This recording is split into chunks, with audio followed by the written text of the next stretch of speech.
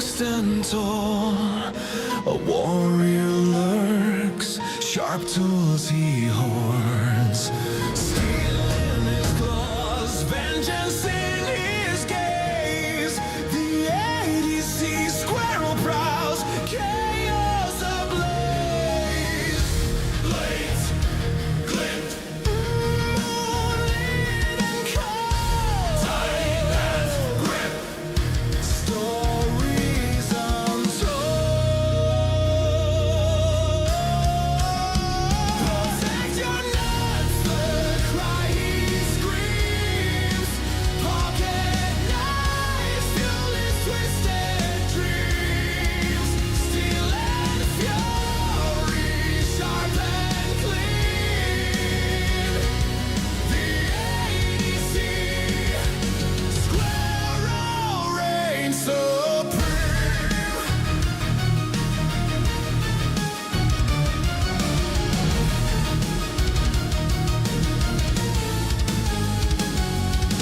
Acorns scatter, but knives he keeps. A forest arsenal, the shadows weep. Leather sheaths tied to his chest. A rodent armed, none dare contest. Dry branches creak, the hunt begins. A squirrel's code, sharp as his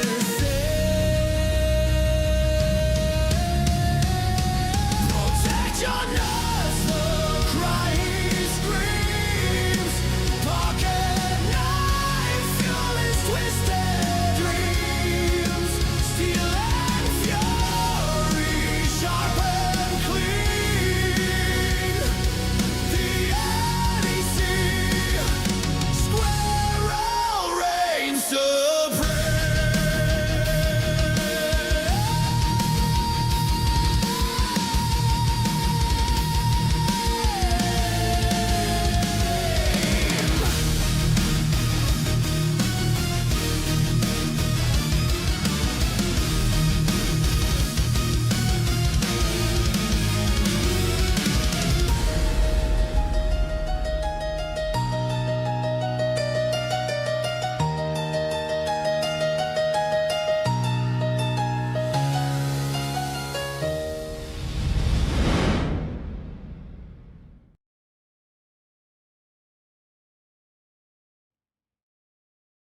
Oh, is this working? All right. Hey, welcome back to the EDC Squirrel. How's everybody doing today? Hope everybody has had a good week. It's the start, well, kind of the start. No, it started Friday night. It's the weekend. Whatever. It's here. Hey, Maury and Kobani, Waylon and Groundfog, if you're there. I know you tend to like wave as soon as I put the schedule thing up. But how's everybody doing this week? Not gonna be. I don't know how this is gonna go. I don't have nearly as many. Like I said, I know it's with the holidays and stuff like that. My purchasing has gone way down, mainly because I'm trying to make up for like all the Christmas stuff and holiday stuff. And I know I went pretty heavy last year when I started this whole knife channel, so I'm kind of like in recovery mode. I still do pick up stuff now and then, working on doing, or kind of like I've been starting to like storyboard or however you want to put it, whiteboard, storyboard, outline future videos, because I want to do some other stuff other than just new knife unboxings, and hopefully I'll be able to be putting out more varied content throughout this year, because I can't keep the purchasing up as quick as much as I can. Kenny said I need to play the Outlast Trials. Yeah, I will check. I'd like to. It's the hard part is getting people to play, and that for the video game channel. The hard part is getting people to play, because I'm ready to check it out. But it's kind of, if nobody's going to do it with me, it's a little bit more difficult. Hey, Sirens, how you doing? You made New Year's resolution of no new knives, but failed 4 times. You know what? I never did go over my New Year's resolutions, and I realized if I made any resolutions like that, I would have already failed them. You ordered the Espada XL yesterday since they were on sale for $7. Wow, really? I was not aware. That was the cold steel, right? Let me take a look. I want to take a peek. Is that mute? Yeah, okay. Wasn't sure if my audio or my speakers are muted. Was that cold steel? Was that through cold steel? Because I know the Espadas tend to be, or at least on Amazon, they're like around $100. Excuse me. You get a free outdoorsman like. Oh well, now I gotta take a look. Thank you for letting me know. Like I said, if I tried to make a resolution like that, I'm already failing. But I do still have a few new knives, just a small handful. Actually, all traditionals. I haven't gotten a new. Well, I might have. I don't know. You know what? I can't recall if I showed it last week or not. I might have, and it's an interesting one. I don't think I did. Let me take a look. Coupon code is Espada50. Ooh. Oh, that's gonna be bad. Because I don't know how long that's going. How long is that going for? Because I want one. I have the Raja 3. The Raja 3 or Raja 2? The Raja. I got a Raja. And was it $75? 75. Oh, okay. I'm gonna keep an eye on that one. You're also on buying recovery mode. You had to give up on so many good. I know. I had to give up on so many good. There's so many good things. I do have okay. That remember I showed you guys that limited. They no longer have any available. Remet, the one with the orange and white, that just went back out the door today because there was a big crack in it. Did I even show a photo of that? I don't know if I did. Hey, Metal Relicard, how you doing? Welcome to the stream. It just went back out in the mail today because obviously they don't have any more. They can't replace it. So I do have a credit with Going Gear. It's just a matter of what I want to apply the credit to. So that's kind of a bummer. I was thinking about seeing if I could buy another one, but that would mean buying another one, replacing the scale, and all that fun stuff with a completely different scale color. And I thought about it and I was like, yeah, I don't know. I just went ahead and just took the credit. Okay, so. Oh, wait, what size was that cold steel you're talking about? It's not the. Oh, okay. I still want one, though. All right, I'm getting sidetracked. Oh, the coupon expired yesterday. Ooh. Okay, well, so much for that. Okay, so like I said, I have just a handful of new knives. And to be quite honest, I can't remember which ones I've already shown last week. They're all traditionals except for one I don't believe I showed last week. We're going to start off with some of the stuff that I have actually currently unboxed because I was going to go through cleaning and I decided to save it for the stream. First things first. Again, these are all from Whatnot. I do a lot of purchasing from a seller on Whatnot called Chasing Blades. They've been super awesome and also probably the worst thing for my wallet. The first thing I'm going to show you is this is what do they call this? It's got one of the longest names ever. I've been getting into this new pattern lately. I think I showed you guys this pattern before. I had an antique bone and I've got a couple new ones. There's another one in a box that I haven't unboxed yet. But what we have here is a Tony Bose American Woodman or American Workman red synthetic smooth sow belly, and a white bone, natural white bone smooth sow belly. Now, I've really been getting into this pattern because I like the feel of these knives, and you get 3 blades.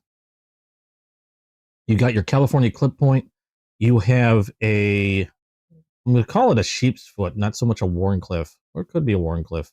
I think it's more of a sheep's foot, and a 3rd coping blade down at the bottom. And these are just, I love the size of this because they do have another pattern that's very similar called the Stockman. And I believe they have the same blades, except these being called the sow belly, they have this generous curve at the bottom, which is what they're named for, shaped like a sow's belly. And these just fit the hand really nice because of that curve. And they're a favorite of Mike's, who's one of the people that runs Chasing Blades, 2 brothers that run Chasing Blades. And this is his 2nd favorite pattern from Case. And I decided to finally check them out, and I can see why he likes them so much because of the way they fit the hand. And with 3 different blades, you'll be cutting for a long time before having to worry about having to rehone, resharpen, or whatever. And these will just keep going for a good long while. Now, this particular one is in carbon steel, so I have already waxed the blades on this. I'll probably re-wax them again after handling, but it'll develop a nice patina as I use it, and I'll probably be carrying this one quite a lot. We've got an American flag shield or badge on there. As you can see, I don't recall if this particular type is limited or not. I don't see the American flag badge on too many that aren't. But just a really neat blade, and I like the utility because you got 3. It's like a very simple multi-tool almost, only all knife blades, and just really, really awesome. I love the feel of these. The white natural bone, again, same thing, except this one is in stainless steel. You got the double X shield on there, nickel bolsters, and they're just great blades. They fit really well in these leather slips from Case. They just pop right in, a little bit shows, and I just toss that in a pocket. I'm ready to go. But those are 2 new sow bellies. I actually have another sow belly, but I haven't unboxed it yet because I want to show you. It's a little different, and that one is, let's see here. This one here. This one is done in one of my favorite scales. And this is what makes a lot of traditional knives, not just Case, but a lot of traditional knives. This one makes them so fun to collect, is because even though you only have, well, you have a lot of different patterns, but usually you see one sow belly. I've heard somebody state, you've seen one sow belly, you've seen them all. And I don't quite believe it, because while they have the same type of blades and everything, like every sow belly is going to have 3 blades. Every sow belly is going to be shaped pretty much like this. They all have, there's so many different scale materials that they come in. This is one of my favorite ones. This is called 6.5 Bone Stag. And this is a sow belly, or 6.5 Bone Stag, in this sow belly, is meant to look like stag antler, but it's actually made out of cow shin bone, because there was a point where Case could not get there was like an embargo or something going on with the stag horn or the stag antlers, that they couldn't get the antlers to make their scales like they normally would. So they took bone, the shin bone from cows, and then essentially jigged it and toasted it in a way to resemble stag. And now the thing with 6.5 stag or bone, excuse me, the thing with 6.5 bone stag is sometimes they're kind of hit or miss. I like it when they're toasted really dark, kind of like this is. And sometimes they'll vary a bit. Sometimes they're really light. Sometimes they're really dark. I like the darker ones. I think those look amazingly awesome. Now, it's not any different from any other sow belly. You got the same 3 blades. This one in particular is a stainless. Here's a little trick to find out whether it's a stainless blade or not. Let me wipe this down. But if you look at the case logo, let's get that in focus. You'll notice that the S looks like a little lightning bolt. That tells you that it's stainless steel. Now, another way, obviously, is you can look at other blades. If they're multi-blade, sometimes they'll just say like SS on the blade right there, and that tells you again stainless steel.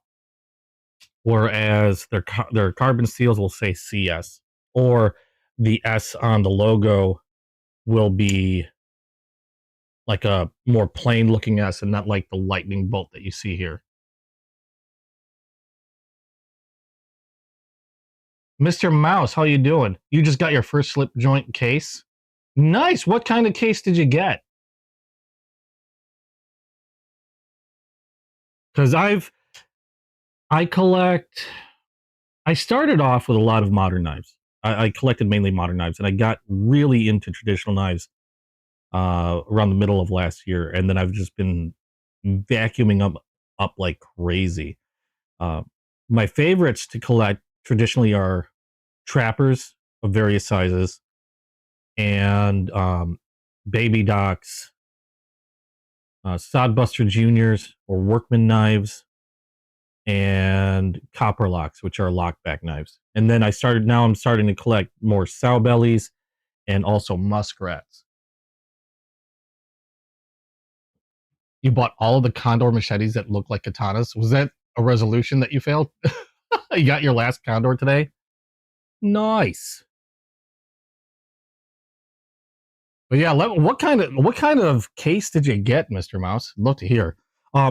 This sow belly, the reason why this one's a little different is I like the 6.5s because of how 6.5s and a lot of, how should I put this, like antler scaled knives like buffalo and things like that, because they have, as you can see here, most of the other bones tend to be uniform. The synthetics tend to be uniform in size and shape. You can see how they're all relatively flat, whereas things like stag or 6.5 stag bone have a more natural cut to them.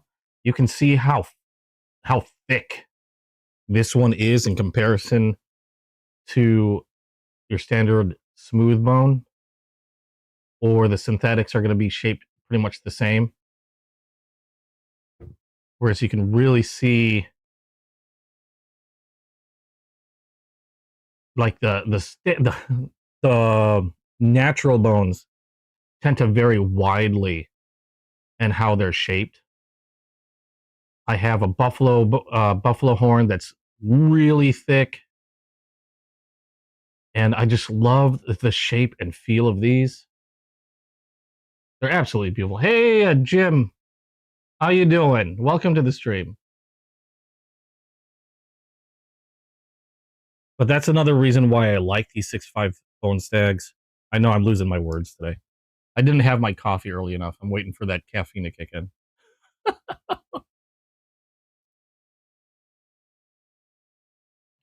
I actually find that even the 6.5 bone stacks, I like the feel of how these sow bellies are in the hand, but the 6.5s, because of that added thickness, feel even better.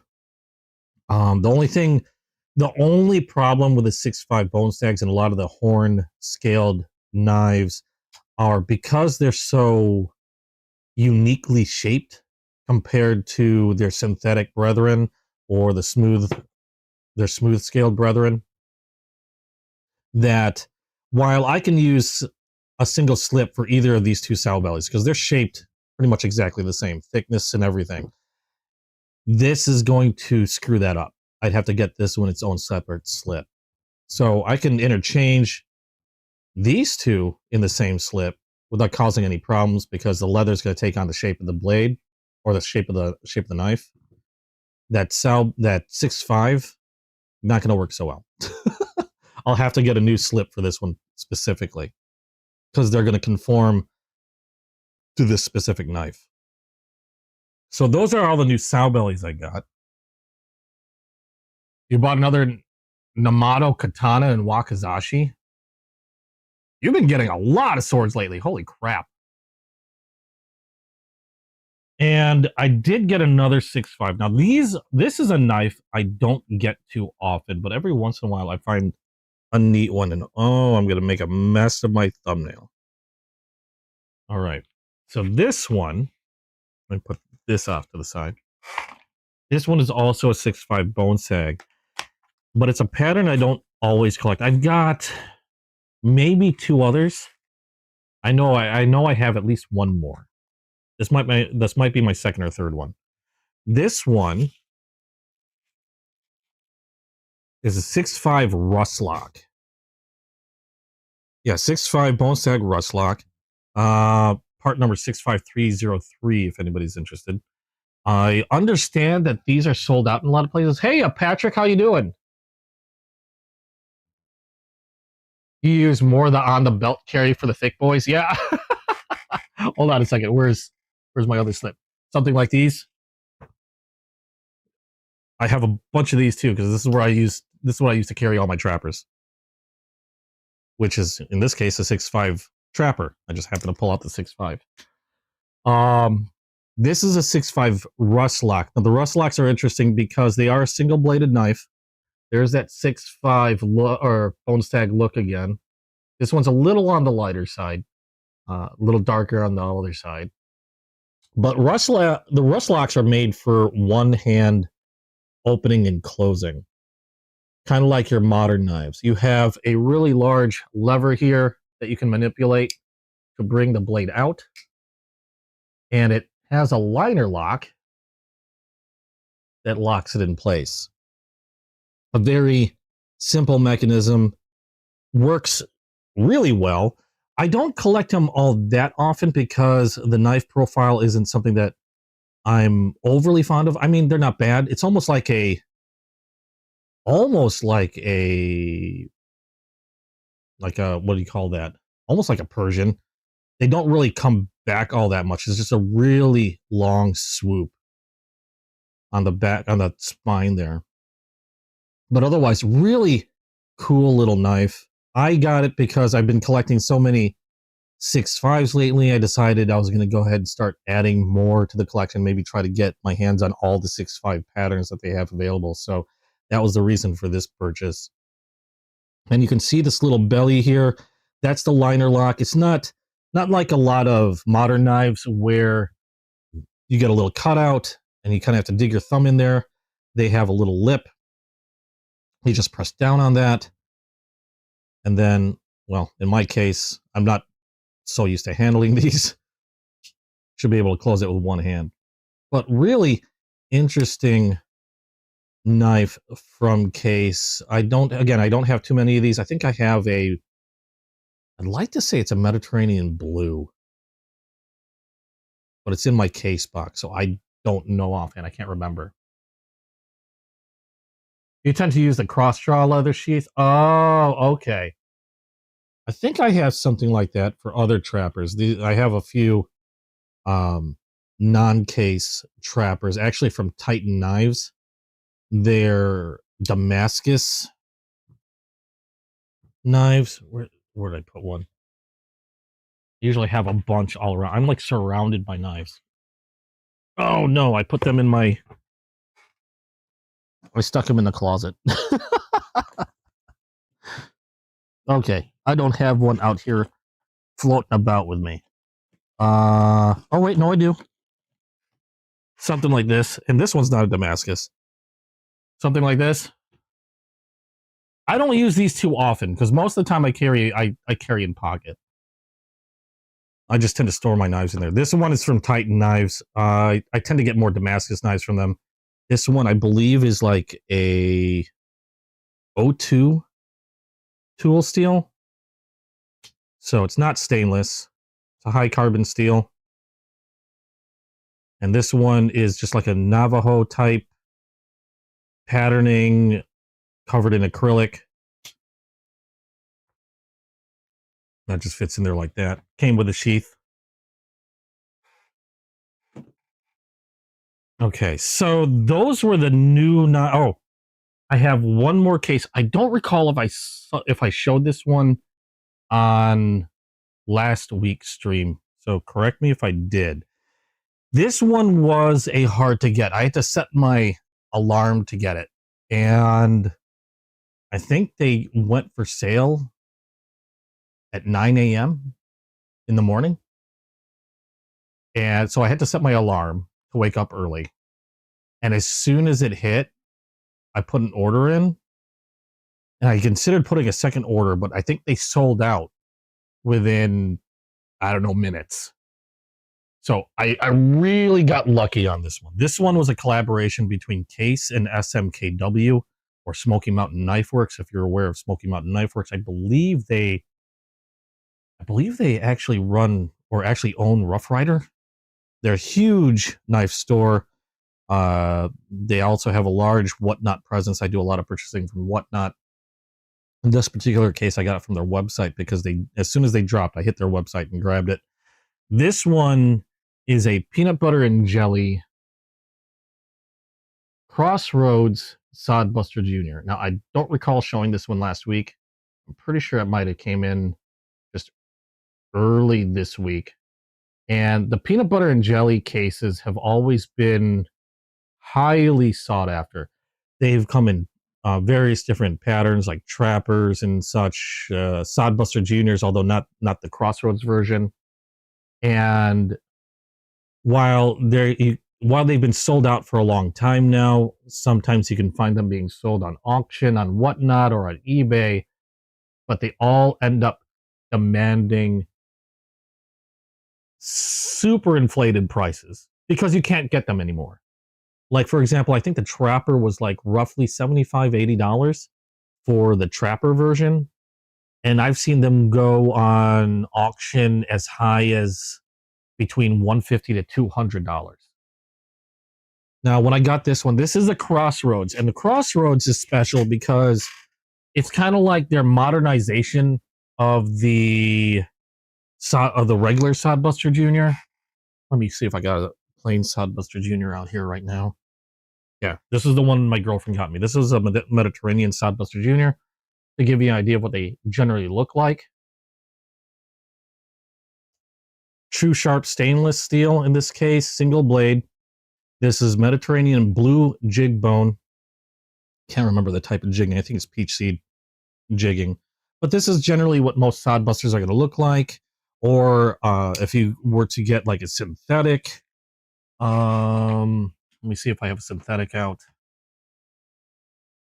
I have so many knives on my desk because I tend to rotate them like crazy. Oh no, this is a gray bone one. This is one that I toasted. Gray bone with carbon steel. What did I do with my synthetic? Okay, here's a synthetic one. Synthetic ones tend to be a little thicker in the body, but this one is a sycamore green, or green sycamore, or no, green pine. Crap, I can't remember. It's green. But another green Sodbuster Jr. This one is in synthetic as opposed to bone. But to give you an idea, again, they're either generally true sharp stainless steel or they are high carbon steel. What makes the Crossroads special, let me pull Crossroads out. There it is. Here's one of my Crossroads. I like to put them in black slips like this one. What makes the Crossroads special is, as opposed to, let me pull this one back out. As opposed to pins, first of all, they use screws. Now this is this is a typical Crossroads, either one of these, this black or the blue one. A typical Crossroads. These use screws as opposed to pins. And the other thing with these is they tend to use more modern materials. Like in this case, this is a blue jean micarta for the scales, and S35 VN steel instead of like true sharp stainless. So a premium high-end steel, S35 VN, awesome knife steel. You'll see them in a lot of knives over $100, and really, just really great hard-working knives.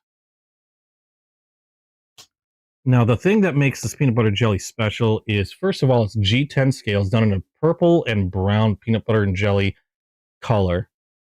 And they took their S35 VN steel blade and they also Cerakoted it in a similar color to the scales, except without the purple in there. So a Cerakoted blade, the purple and jelly swirl for the G10 scales. So a modern take on the Sodbuster, except with their exclusive peanut butter and jelly. These, at the time, they were going for about, I think when I got this, they were roughly about $80, between $80 and $90. Now, obviously, they've sold out of these. SMKW likes to hang on to a few of them. I know that.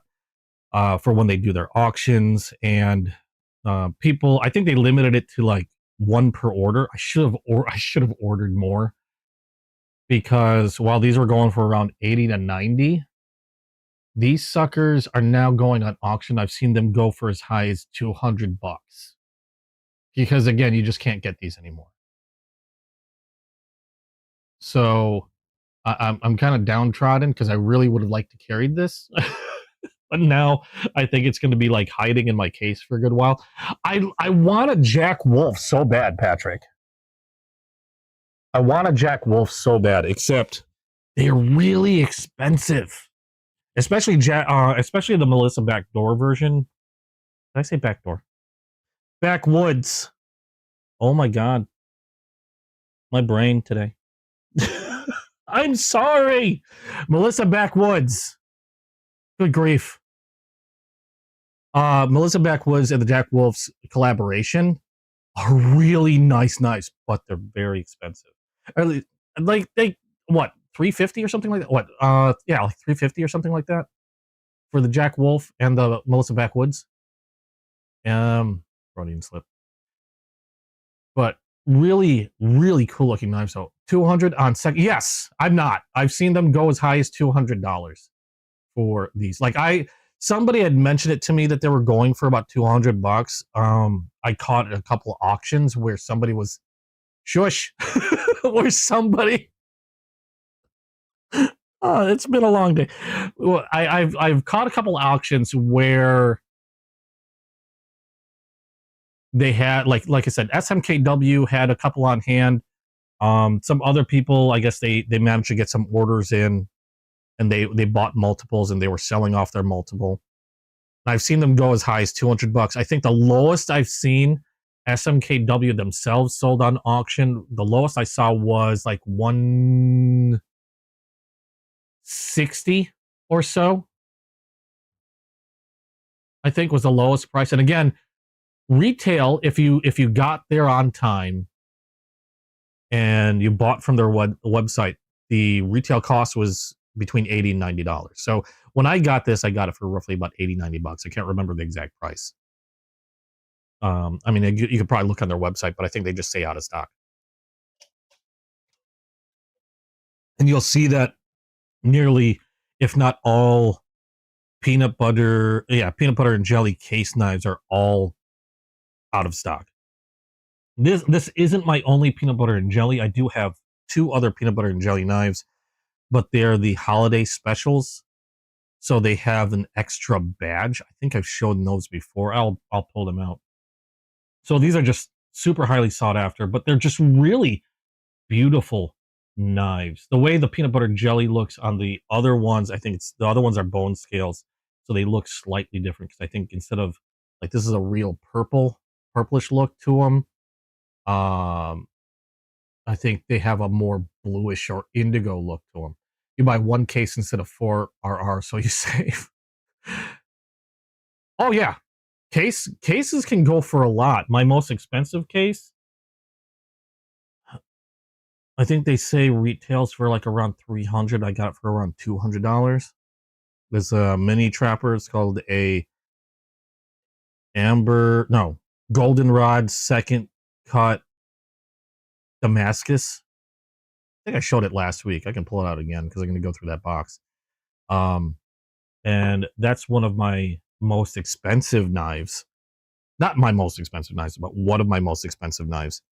And but that's because Damascus, I'm reaching for my case box. Damascus steel on a case knife tends to demand a high price. There's another one I want to get, which is a full-size trapper in the same goldenrod second cut, is going to run, I'd like to say $300, if I remember correctly. I don't know where I put that knife. I just know it's in my box. Is this it? I keep pulling this one out. Yeah, it's this. And there's a reason why I'm going to be going through my case knives, because I might be customizing another one. Let me get all this back where they were before I forget what they were in, because that'll drive me insane. These were just in a case. Make sure they get back in there. But yeah, this was just an awesome get. They do get pretty pricey, depending on what you're looking for. Average price for a lot of cases tend to be around roughly $100, depending. Oh, you see the mail guy chasing after the mail guy. This is my most expensive case currently. I did show this last week, but I'll show it again. This is that goldenrod. How do they have some of the longest names of any knife company. Burnt goldenrod second cut jig mini trapper. So it is just a slightly smaller trapper size. There's the goldenrod look on the scales. Beautiful bone there. And then raindrop Damascus blades. And with a raindrop Damascus with a worn cliff for the secondary blade. You can see, doing a close-up of the Damascus patterning there.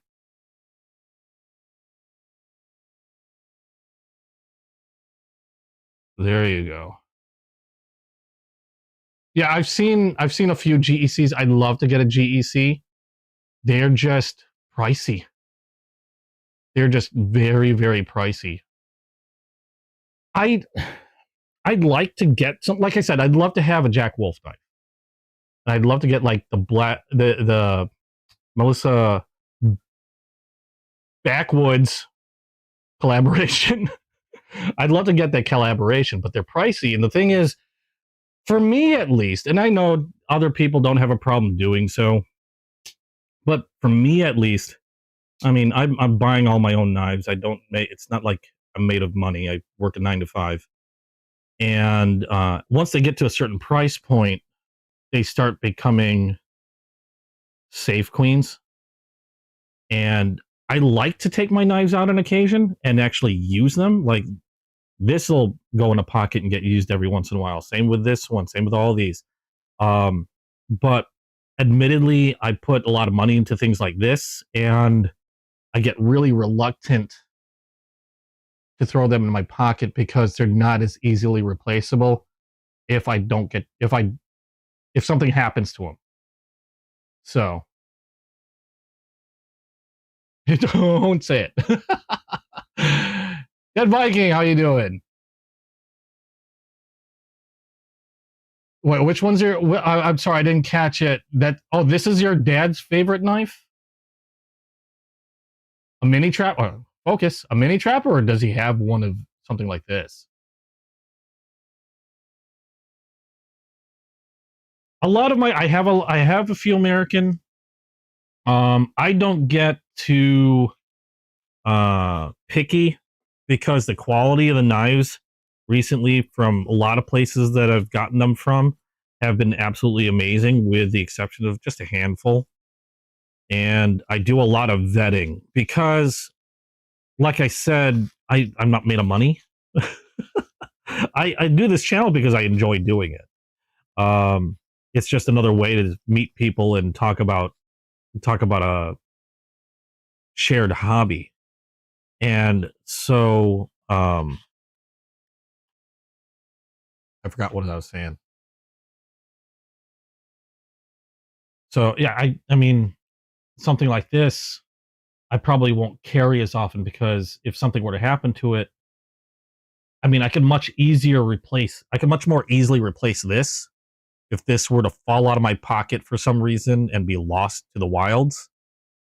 You know, roughly just under $100. I could do that, and eventually, easily. This one is going to be a lot harder to do, and that's why I very rarely carry stuff that's like my limit. I've carried, if it starts getting over 250 or 200, I start getting leery.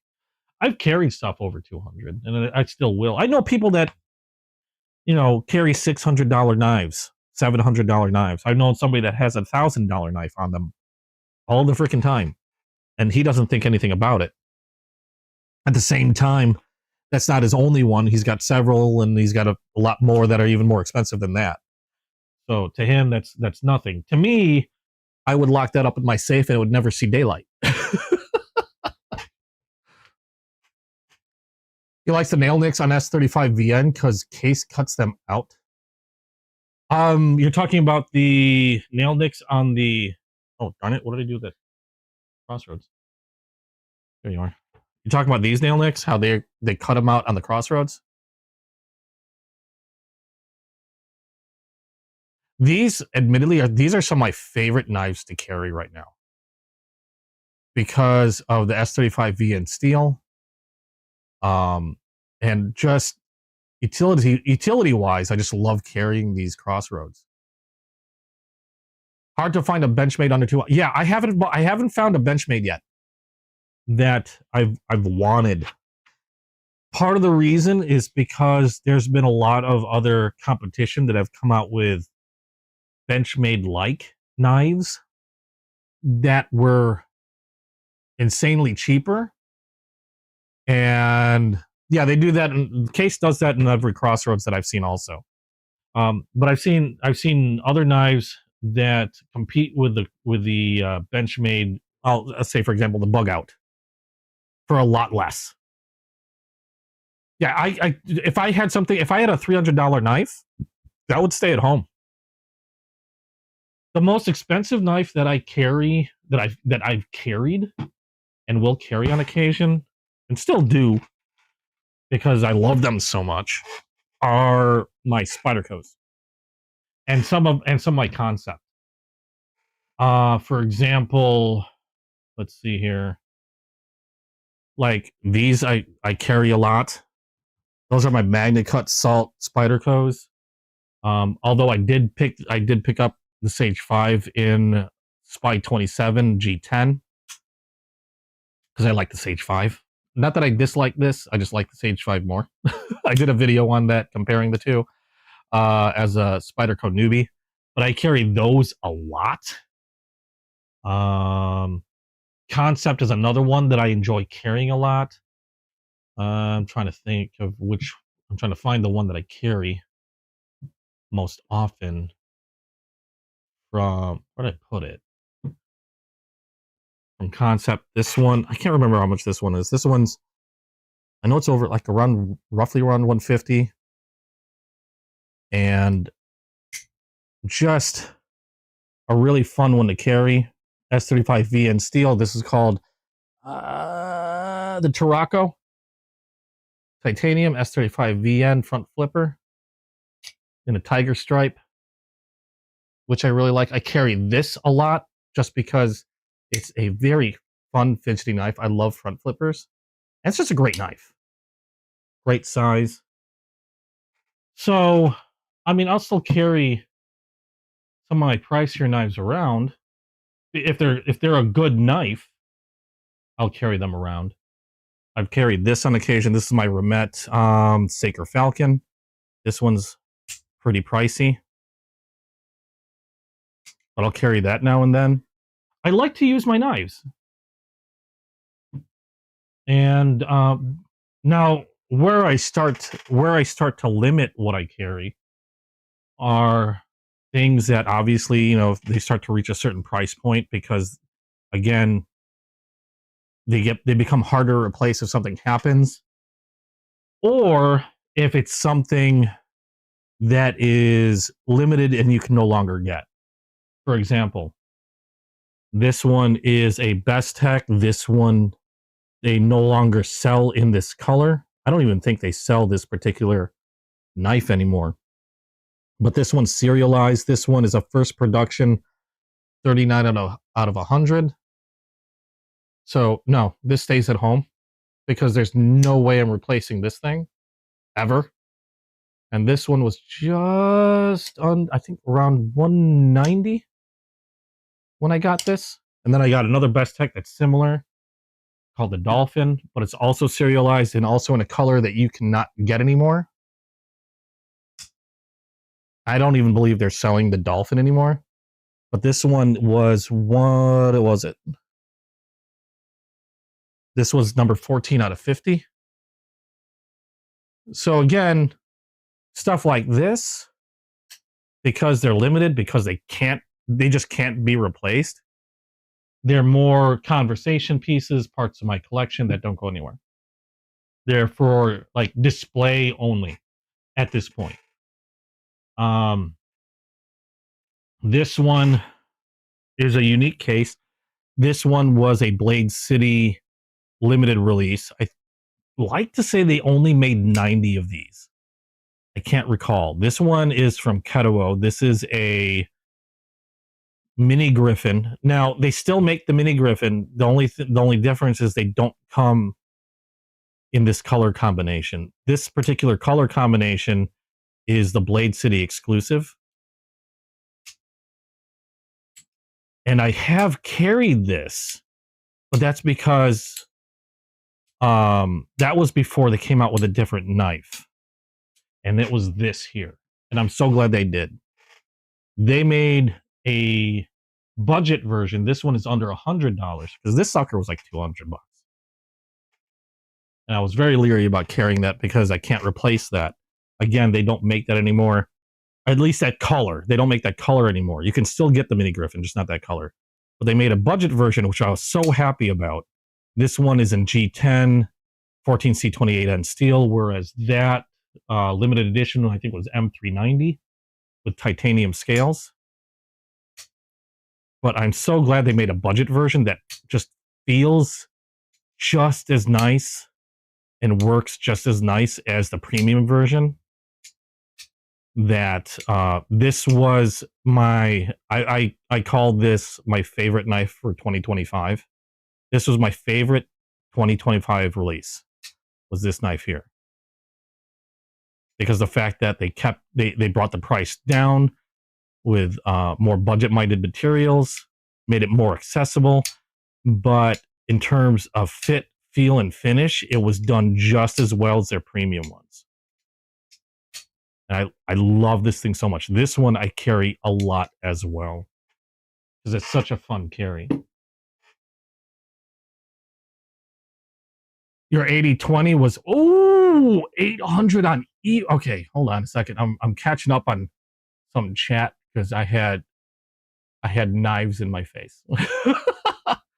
Wouldn't catch you dead with anything over 300 or carrying something over 300. Yeah, see, that's what I'm talking about. They do that on all. Yeah, okay. So that was on the Crossroads. Mini Adamas is a good value from Benchmade. I was looking at some of them because I would love to get my hands on a Benchmade, except again, they tend to be pricey. Our Spyderco is my favorite. I just recently got into Spydercos because for the longest time I thought they were ugly as hell. But I couldn't really say much about them other than the fact that they look funky because I never owned one. and I finally decided to pick. I actually those the two that I showed you, the two Salt series and Magna Cut, were the two first Spydercos, because I got them at the same time. The first Spydercos I ever got, and since then they've shot up there. I freaking love them. Cold Steel Holdout is S35. Yeah, S35VN I really like. It's a really great steel. My favorite is Magna Cut. I try not to get too hung up on steels. Try not to. I still do. That was, yeah, that last one I showed you was a Ketuo. That was these two here.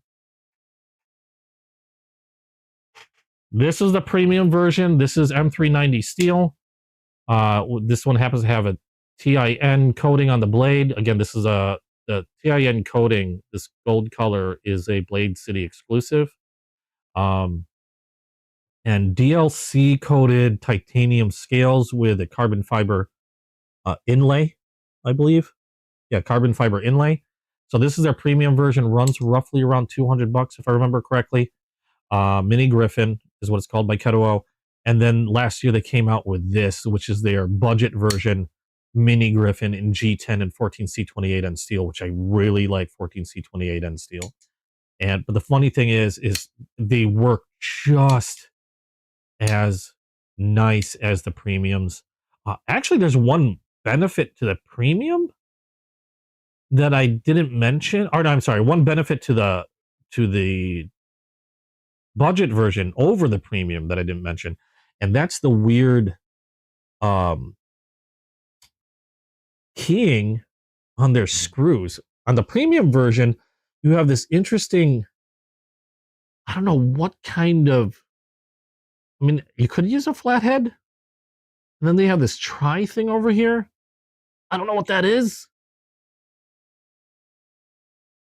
Whereas you have, I believe, T8 or even T10 on the pivot.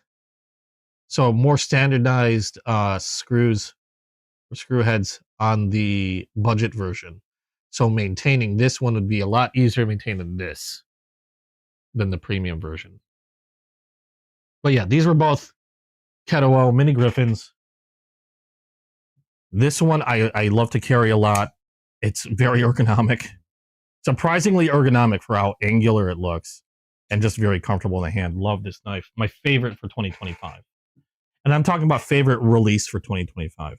Some of my favorite knives are, right now, I carry my cases. I always carry a modern and a traditional with me. But probably my favorite carry right now in terms of modern are between these two. Spyderco and my 80 20.5 from Demco. These are just super amazing. I carry the Spyderco more often because the Demco is much more pricey in comparison. I did get this one on sale, so I saved a good amount, but normally these are roughly around, I'd like to say, a little over $200, because this is the 20 CV steel blade, large pivot, G10 scales. So it's a little on the pricier side in comparison, but I still love carrying this thing. I did have to replace the pocket clip though, because I hate these. Let me show a pocket clip there's a pocket clip that shows what I'm talking about. Here we are. This is my Native 5. I still do carry this on occasion, but I really hate these pocket clips, the way they have these. So I've replaced the pocket clip on the Demco with a deep carry, because they had similar pocket clips to the Spydercos that I didn't like. And same with on my Para 3, I had to replace the pocket clip on that one because it just annoyed the hell out of me. I just don't like those pocket clips. I prefer this type for deep carry.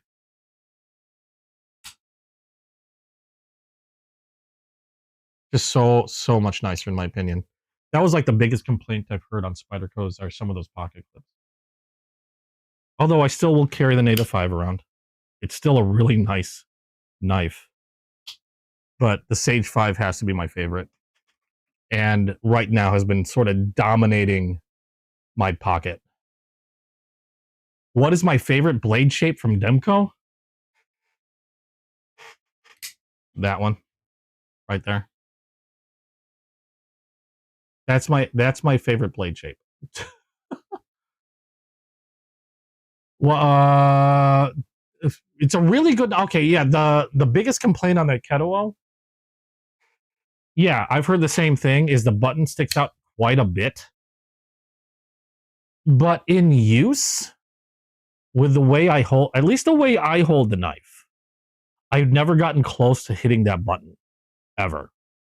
Even with a Gorilla Grip, it's out of my way. Like really gripping it. If I choked up and Gorilla Gripped, it's there, but it's in a spot where I'm not going to really be pressing on it. Choking up this way, it's just my thumb might get a little close, but doesn't hit it either. And you kind of have to, let's see here. If I press down on the button, focus, thank you. It gets to, you have to press it in quite a bit. Oh, there we go. So it has to go in quite a bit before that blade releases. So I've never seen it being an issue. That was actually one of my concerns when I first got the Mini Griffin. But since I've had and carried this for a while now, I don't even think about it. I see it, at this point, I see it as a non-issue.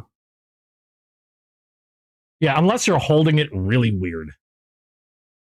Unless you're holding it really weird, then it's not going to be an issue. Yeah, this is my favorite blade profile from Demco. They're shark foot, essentially a sheep's foot blade.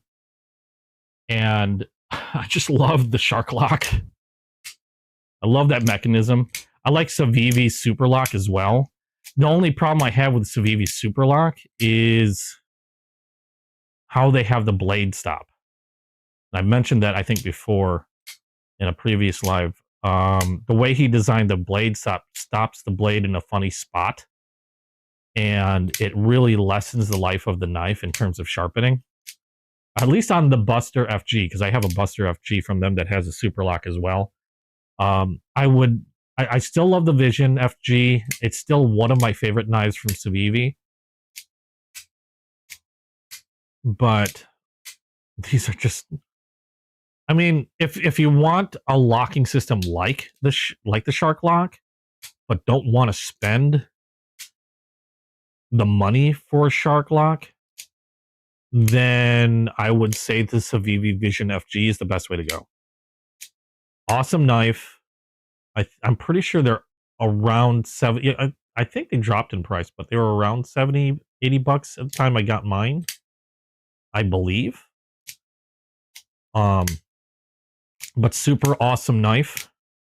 If you're looking for something similar to this, but don't want to spend the money, which is understandable. These are pricey knives. It's hard to beat the Shark Lock. Like I said, Snex's lock, the super lock, is perfectly fine. I'm going to show you something here. But my problem isn't with the lock. My problem is with how they designed that. Hold on, I got so much crap out of there. My problem is with how they designed the stop for it. Where did I put it? There you are. Let me put this out of the way. So the super lock works perfectly fine. It's, again, this is one of my favorite Civivi knives. It just works really, really well. And probably one of the top knives in the Civivi line, in my opinion. I mean, barring like the Elementum 2 for just being what it is. But they have a bar back here which prevents the blade from slapping against the locking mechanism. Okay? So you're not going to sit there and just start denting, rolling your edge or whatever because it's hitting the back and hitting that locking system. So they have a bar stop there inside. The problem is with the bar stop, I'm going to use one of these as a pointer. One of my little micro brushes. The problem is, now in this case, the bar strikes about here on the blade or near the blade edge. Stops right. Am I right? Right about there. So this is where focus. Hello. This is where the bar is hitting. Okay. Now this isn't too bad. You still get a good amount of life on that blade if you're going to be doing a lot of sharpening. This isn't too bad. But I think they could have done better and had it stop in a different way.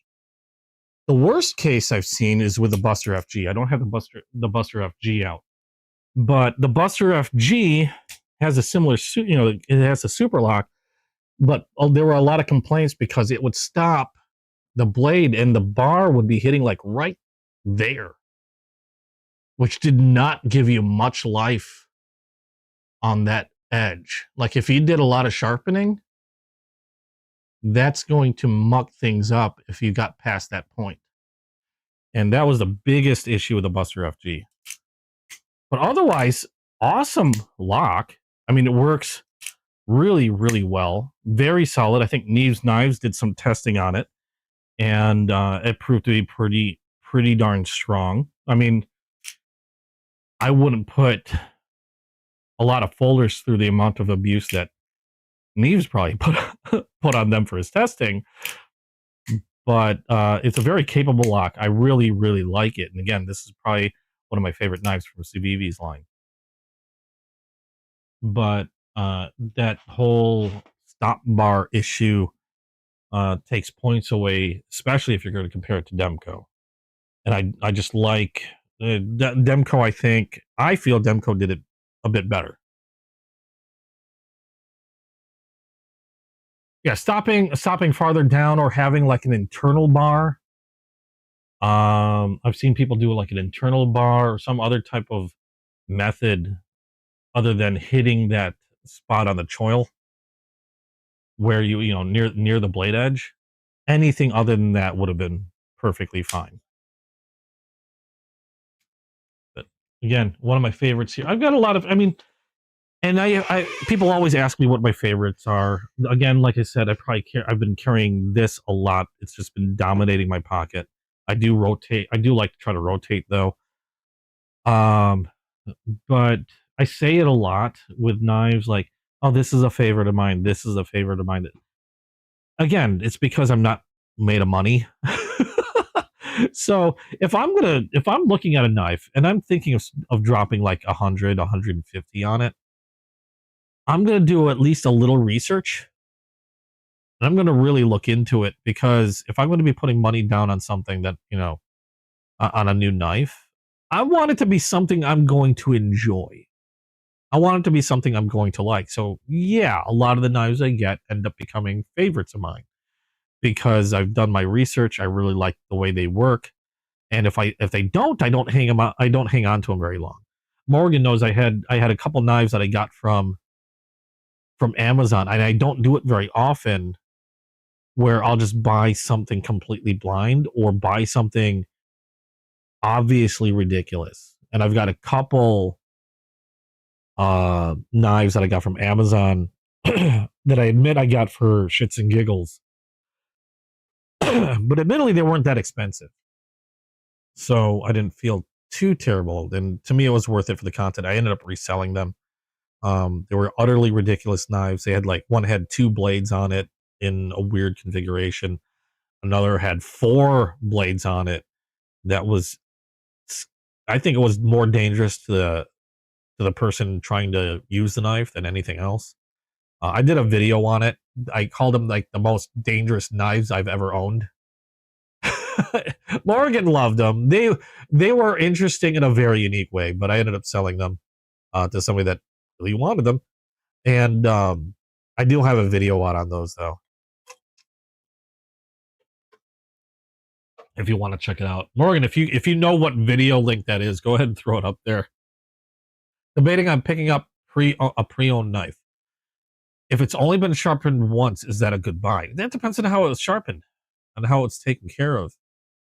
A lot of knives, depending on how well you take care of it, don't really need much in terms of sharpening. You can like a lot of times I don't sharpen. I actually don't sharpen very often. Except it depends on the knife. There is one knife that I sharpen a lot.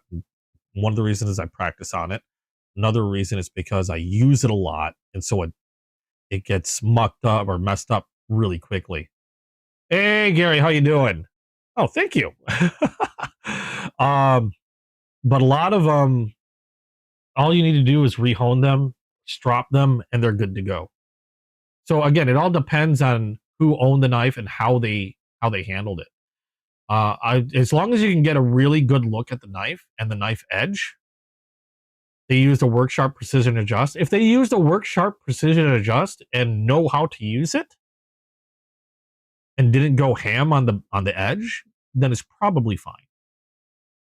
I have a work sharp precision adjust and I love it, by the way. I don't use it as often because again, more often than the one thing that I use the most often, where is it?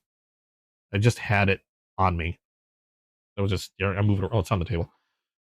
This thing. I use this all the more. I've used this thing more than all my other sharpening systems combined. I have freehand diamond stones. I have the work sharp precision adjust. That I've used them all, but this one has seen more action and more use than any of those combined. The only thing I did is I removed the green compound that it came with. I removed that and I used a diamond emulsion on this. In this case, I have a 0.5 diamond emulsion on this from Stroppy Stuff. That's the only change that I did with this. And again, this has seen the most use of it out of anything that I have. Now, if I have to do this is I generally use this for touch-ups. Either touch-ups, removing a burr, or or just like quick honing a knife before it gets before it needs a resharpening. If I do a resharpening, it depends on the knife. If it's a big enough knife, I'll use my precision adjust. If it's a very small knife that I can't use on the precision, I'll freehand it.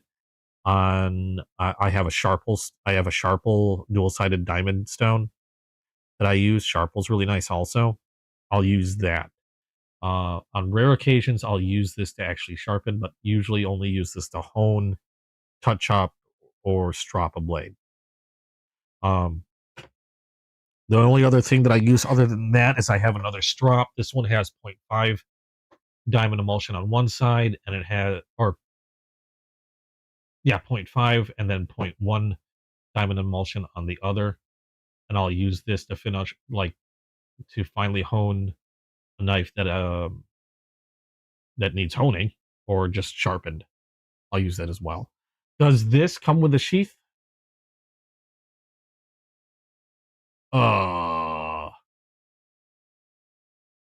No. If you're talking about this does not come with a sheath. But I'm not sure what you're talking about. You can buy cases for these. I think I've seen them come with cases and even extra plates if you use it a lot. The military 2 is I might be missing chat again.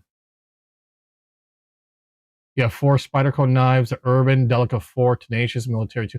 I've got the Para 3, the Sage 5, the Delica 4, and the Native 5 are my 4 Spydercos, and I have 2 Sage 5s. Knife Swap is where it's at for the pre-owned. I haven't grabbed anything from a Knife Swap yet. I haven't been to a Knife Swap. Blade Binge, I've heard a lot about. That's been highly recommended by a lot of people for secondhand knives. I haven't used it myself. I just know a lot of people do. I still use a strap on this thing all the time. I use a strap on this thing all the time, as you can see.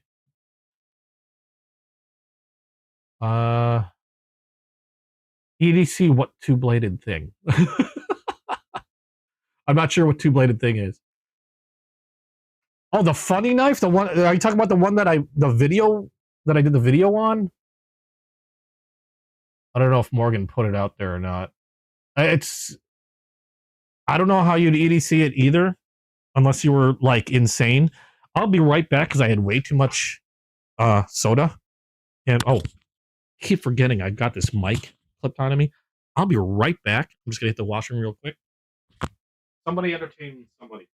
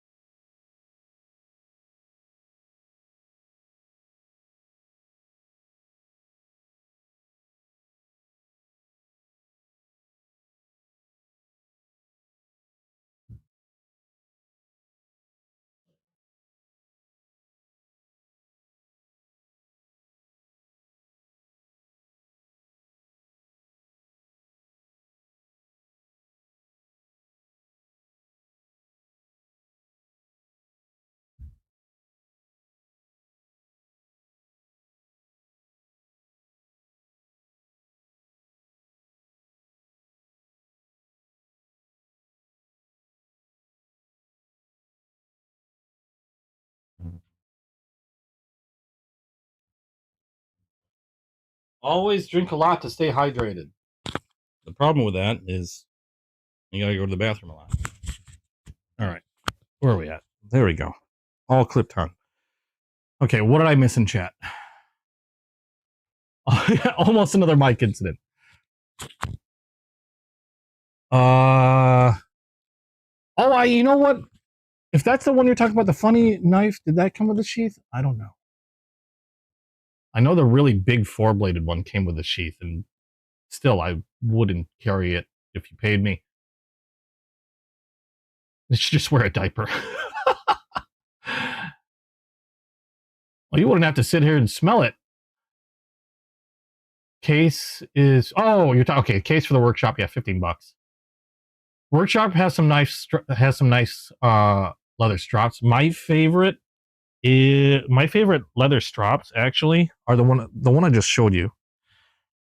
I think they have a really nice leather to them. These are from Sharpall. Oh yeah, there it is. These are from Sharpall or Sharpall. They have a really nice leather to them. This one's two-sided. You have like a what do they call that? The rougher side. I almost said plush, but it's not. I can't remember the term for the leather. But you got your rougher side, then you have your very smooth side. Now I haven't, this is my own, not my only one, but this is the first one that I've been using. It's been lasting me a good while so far. I haven't had any problems. I like the fact that it's already mounted on wood. It's got a nice handle on one side. So these, I think, are some of the best ones you can get for the money, I believe. I've seen others, they get fancy, or I've had others that, like, one wasn't mounted on wood, and so it's kind of hard to use. I forgot the name of the one that I got that came, like, the rough side was, like, really rough, and I didn't really like it at all. I've been told you can sand them down, but I threw it in the closet. I don't know what I did with it. I've heard you can sand them down, get like a 120 grit, a good quality 120 grit sandpaper. And I think if you use that on a leather strap, you can make a lot of leather straps, even bad ones, better. Yes, the 4-blade one. Well, it was like a nylon. I don't know what do you call it. It came in like a similar nylon sheath like this, except this is a much higher quality. The nylon sheath that 4-bladed thing came with was almost like a thin nylon bag. I mean, it would collapse under its own weight. So it wasn't very stiff at all. I wouldn't trust it with carrying change, to be quite honest. Oh, thank you for your service. Do you do a lot of wood carving and blacksmithing? When you make your own straps, perfect. You pick out there you go. That's another way to do it. You you make your own straps, pick out the leather. I don't own a cow. No, I don't. Admittedly, I'm also a creature of convenience. I'll just buy the sharp ball. You do what you need to do though, and hell, if you can have your pick of the leather, it's probably your best bet if you want the best leather strap you can get. I don't know how cost effective that would be though. That can't be cheap. You make a rounded one too for recurves. Oh, that's cool. That would be really nice. I never thought about that. That's one of the reasons why I stay away from recurves. I have maybe one or two knives. Ugh, can't talk. Knives that are recurves, but I generally stay away from them. I've got like a few traditional hawkbills, I think. I'm pretty sure I sold a lot of them. I might still have a couple. Oh, I completely forgot about this one. Somebody needs to tell me more about this. This is another new knife that I can't recall if I showed the last week or not, because I don't have a name for it.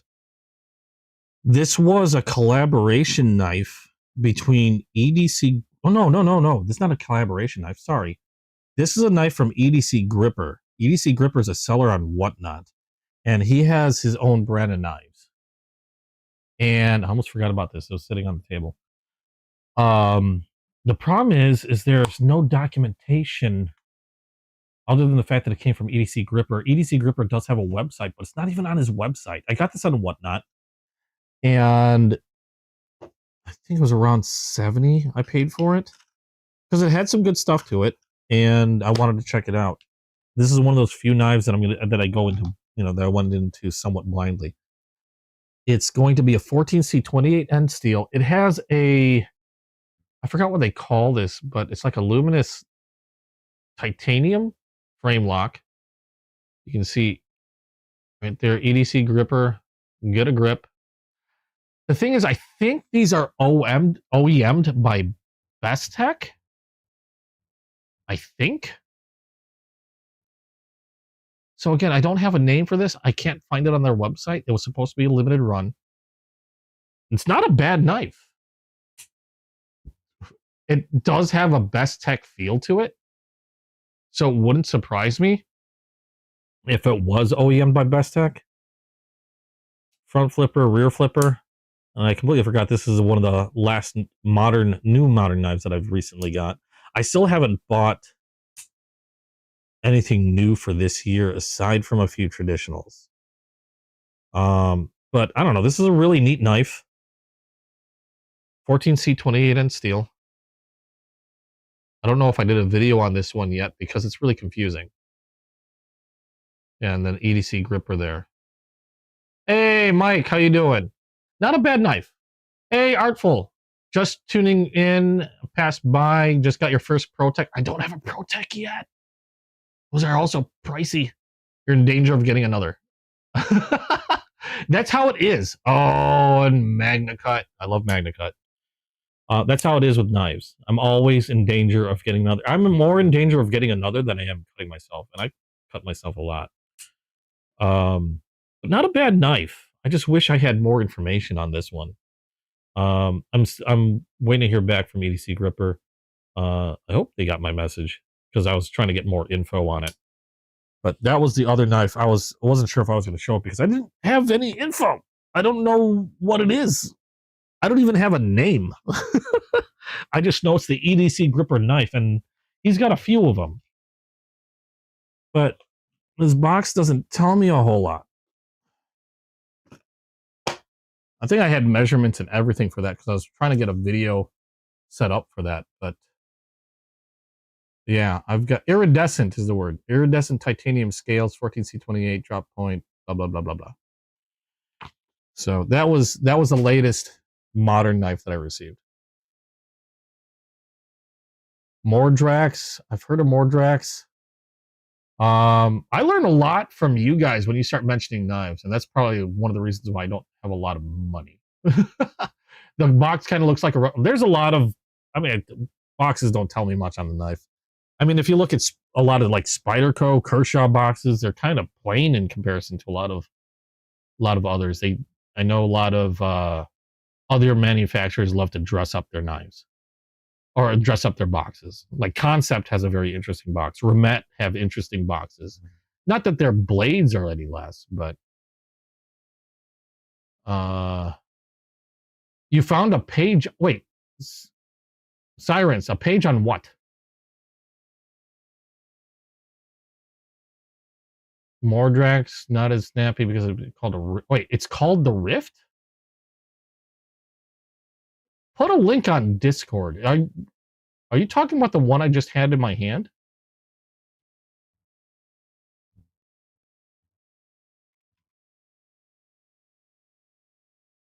Are you talking about another one?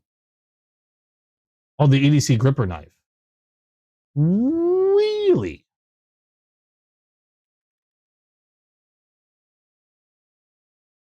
Rift titanium. Oh, on Blade Binge. Okay, that helps. That's on Blade Binge. It's selling secondhand, $89.89. I paid less for mine, but then I didn't get it on Blade Binge. I know they were supposed to be limited, but I don't know how limited. Okay, well, good catch on that because I couldn't even find it on the EDC Grippers page.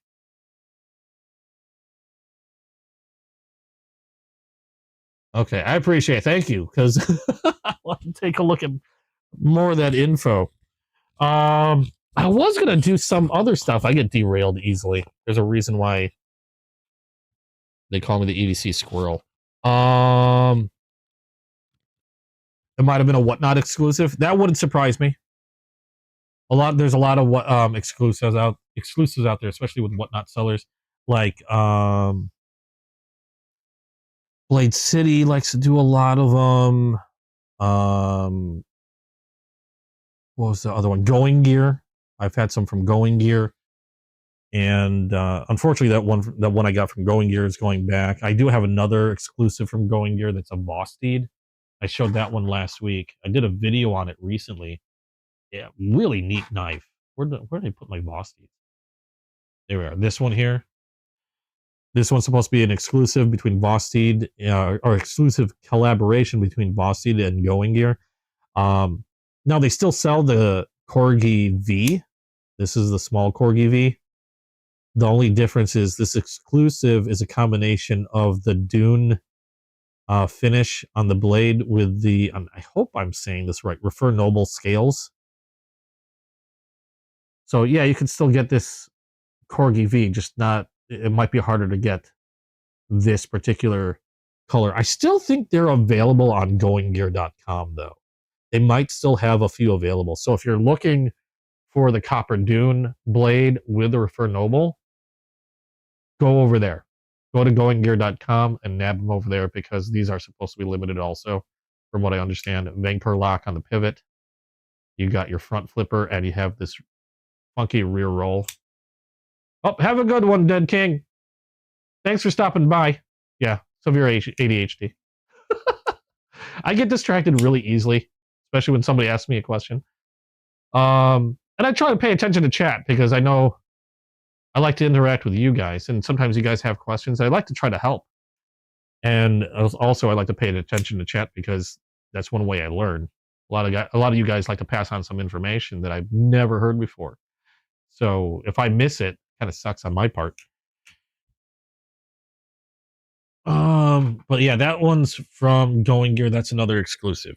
I was gonna do something. Okay, here we are. Hold on. Let me put some of this stuff away because now my table is getting completely covered in knives. Cases everywhere. That's another case. And we will put this one away. And we're going to move these off to the side. As soon as I figure out what case went in where. Uh-oh. Did I put a... No, I put the... Okay, I put the red one in there. Okay, so that's in there. We are going to find a spot for these case knives for now. you will go, in this case, until I remember or forget. Okay. And these will go back on my desk. And we're going to dive into my case shoebox, because until I get more cases and more display boxes, I currently keep all my case knives in a shoebox. And not all, these aren't all my cases. Do I have any case mini fins? I don't know what a mini fin is.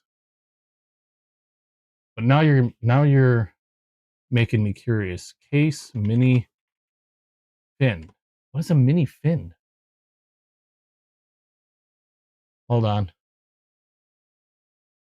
Oh, fixed blades. No, I don't have any case fixed blades. I'm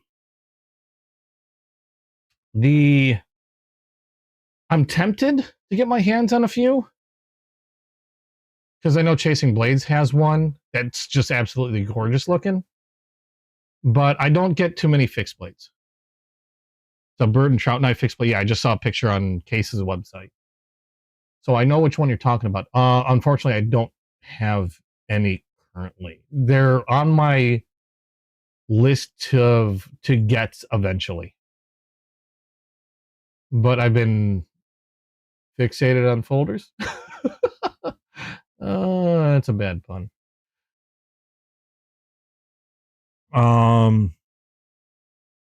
What was I going to do? Oh, I am looking for a very particular knife, because I wanted to do another customization. Oh, here's the other peanut butter and jelly that I've got.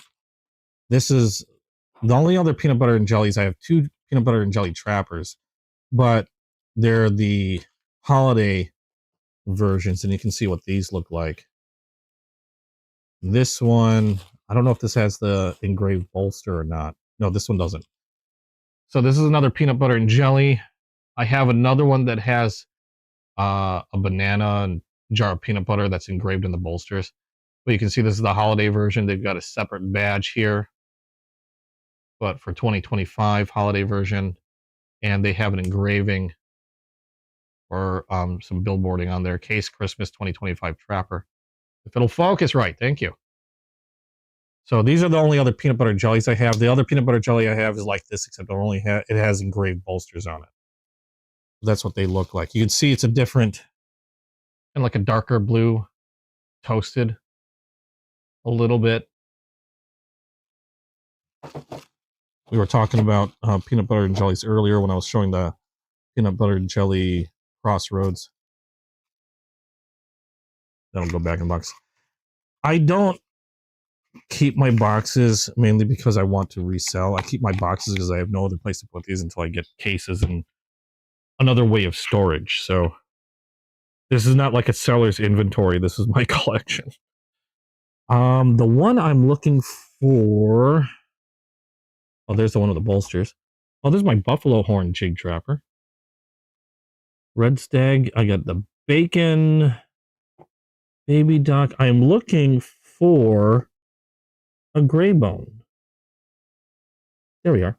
Because I'm going to go and toast my gray bone. Just get in there. So I'm going to get ready to do that. Ugh.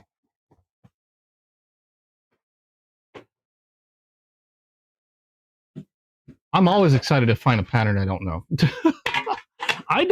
I've been collecting for a while, but if anybody were to be like, oh, talk to Squirrel, he's an expert in no, I'm not an expert. I just like to collect. I'm always learning something new every day. It feels weird to be called an expert. I'm not. I'm nowhere near close. Here we are. So this is a gray bone jigged. Was it? What kind of jigging was this thing? Where did I put the box? So this is a carbon steel. Well, another way you can tell it's carbon steel is because they either put them in a white box or wait. White or red box? I know white boxes are carbon steel. Oh no, the red boxes are pocket worn. I'm confused. Anyway, this one's a carbon steel blade. Trapper. Again, these were my favorite ones to collect. California clip point. Got a spade blade for the secondary. This is a Crandall jig trapper. The jigging is the texturing on the bone scales. And we are going to burn it. I'm going to take a torch to it because I liked how mine came out and I want to do it again. And if you're wondering what I'm talking about, I showed you one that I burnt earlier. I also have a mini one of these that I burnt. And I simply love the look. And they're some of my favorite burnt ones. This was a Sodbuster Jr. that I burnt. And you can see how I toasted the ridges on the gray bone. I just think it gives it a lot more dimension. The funny thing is, Case actually already makes something like this, except with a different texturing on it, a different type of jigging. They call it the tin roof. And as far as I know, the tin roof only comes in Sodbuster Jr., in a Sodbuster Jr. pattern. Might come in another pattern, but I'm pretty sure it's just Sodbuster Jr. And I just kind of wanted to try to make my own. So that's why I did this. Is I decided I'd make my own tin roof. Might not be the same jigging, but essentially I just did the same thing that Case does when it comes to some of their variations, and that's just to toast the bone on them. And we're going to do that right now because I think it's a fun thing to do. I like the way it looks. I've heard some people go, "Oh my God, you're ruining that knife," and to that I say, no, I'm making it better. I like it. If you don't like it, don't do it. Let's get everything flammable out of the way. First of all, last thing I need to do is create another fire. Well, not another fire, but the fire alarms in this building have a tendency to go off really fast. So just making sure I've got all my boxes cleared and away. We have some proper room here. And okay. There we go. Okay, everything flammable, as far as I can tell, is gone. I do have the funny thing is I do have a fire extinguisher right here on hand. And then I like to use this little tin plate to disperse some of the heat. I've done customizations on this before, so if you're curious as to what's going on, essentially what I'm doing is one thing a lot of people like to do, one thing I like to do is on some knives, when they come in a natural bone or dyed bone color like this is bone, they like to take something like a cooking torch, which I have here, and they will add their own toast to the bone. And I've shown a few different examples.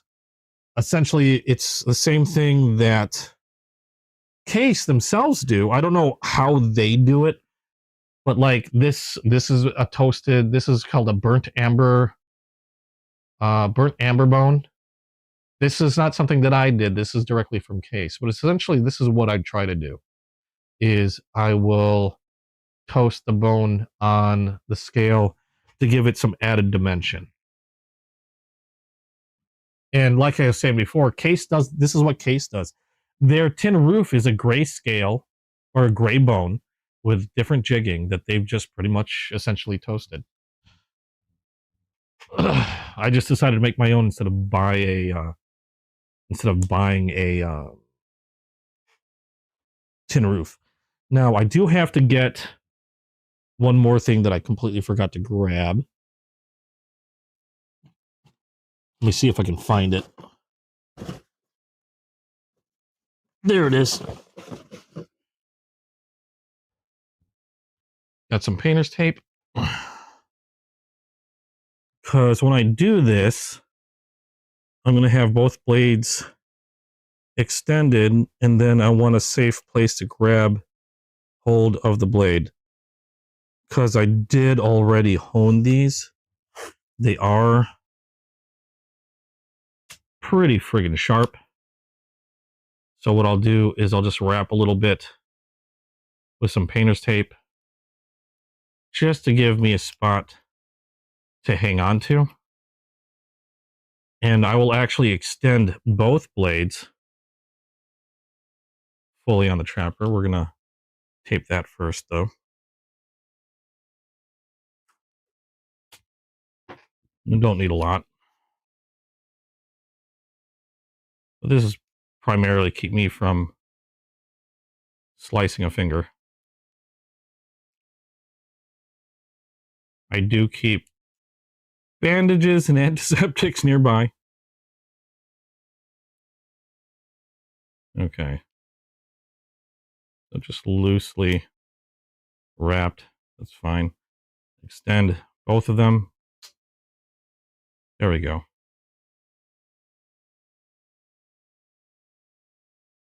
And the reason why I do this, they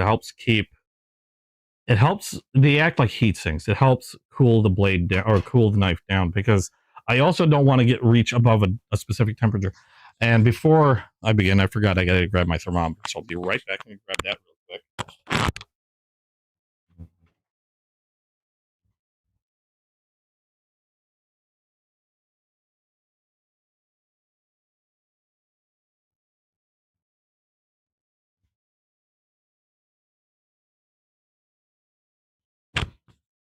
Okay, got my laser thermometer. You have a case XX61953. I don't know what that is. Because now I'm going to look. Case 61953 L. Oh, Peach Seed Jig Amberbone, stainless steel. Case 260. Oh, thanks for not giving me a photo, Knife Works. I appreciate it. Trying to see if I can find a photo. You get me curious as soon as you name an. Oh! Ooh, that's nice. I know Chasing Blaze has one of those. It's been tempting. Okay, so we are going to burn this one. So if you are sensitive to people burning case knives, look away. The other thing I got to do, actually, before I begin, let me get a fresh microfiber cleaning cloth. So I want to make sure I've wiped away any oils, like my fingerprint oils and whatever off of the bone. So we are going to rub this thing clean.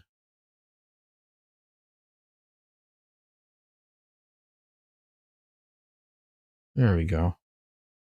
I'm also supposed to be getting another red bone knife, except I'm going to be getting a Cobra Tech trapper that's supposed to be in red bone. I might try burning that as well. Last time I burnt a Case red bone, I was trying to emulate something that Case did with a baby dock called a smoked baby bone. Not smoked, smoked bacon bone. Good grief. Words. A smoked bacon bone, which is essentially a red bone knife that they toasted. And I tried that on a larger red trapper. I'll show that to you guys in a little bit. And it looked more like steak. So I called it my steak bone or carnivore. I actually still really like the knife. I really do like the knife. It's just not what I expected. In fact, screw it. I'll grab it now. Otherwise, I'll forget. Where did I put you? Nope, that's not it. That's not it. That's my squirrel knife. I thought I had it out here.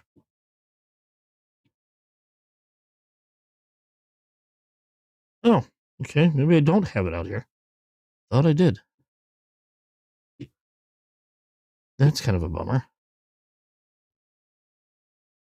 Okay, not sure what I did with it. I know it's somewhere. Because I was carrying it on occasion. So it's probably in a slip. If it's not in the case and I was carrying it, it's in a slip. I just don't know which slip I threw it in. One of these days I'll have these much better organized. In the meantime, they're just sort of slopped all over my desk. There it is. This is what I call my steak knife. A red bone that I burned. And it looks to me like a slice of steak as opposed to bacon. So it's a really rare steak, by the way, which is kind of like how I like my steak. That's how that turned out. Because I wasn't sure how a red would look toasted until Case made their smoked bacon bone baby doc. All right, so we've got. Let's see here. Close that case. We've got that pretty much wiped down. I'm snagging something on my chair. And of course, then after I wipe it down, I touch the freaking bone again.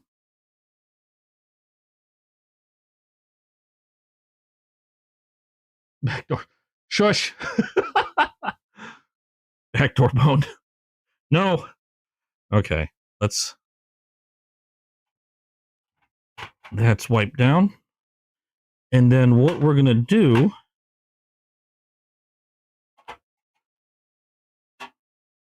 We are going to start on the back side.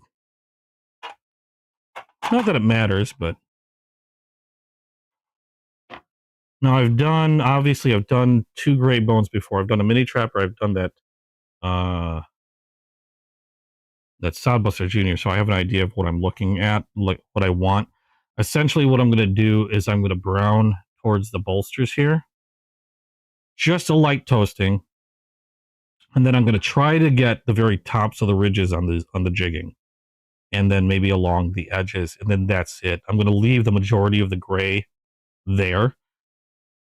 But toast just all the raised parts and then just a little bit on or towards the bolsters. Now, one thing you'll notice, because this one's a pretty darkly dyed bone, you'll notice it start to lighten up like the torch burns away the dye before it actually starts to toast. Now, you do want to take your time. You'll see it's lightening up already.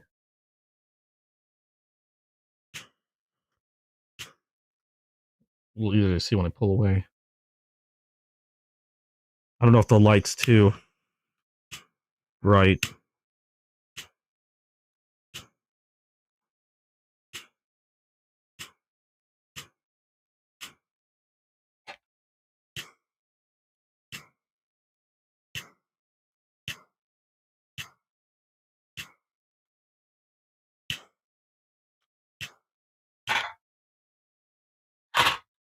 There we go. Let's tilt this because this is starting to bend a little bit.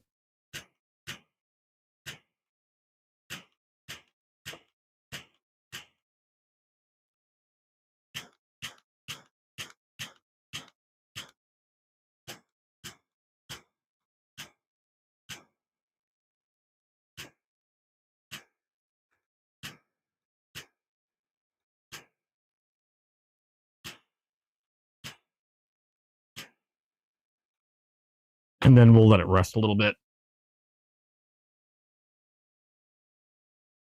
Because one thing I'm trying not to do is I don't want this to heat up too much. I try to stay under 150. I don't want to go any high. I don't really want to go any higher than that. I'm about 110. So it's a long process only because I try to be patient in doing it. And one thing you got to be careful is while you can go darker on the toast, you can't go any lighter Once it's toasted, it's toasted.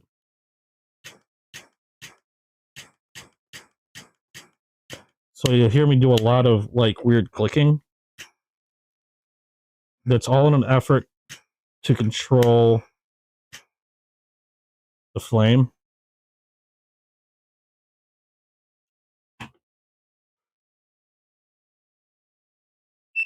Okay, we're gonna let that rest for a little bit.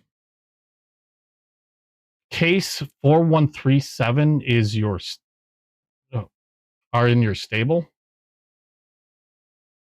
Not sure which one that one is. I don't know the pattern numbers. I'm not that familiar with all the pattern numbers.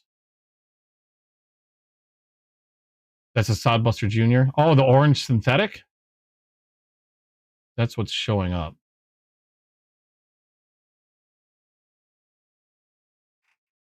I do like the synthetics.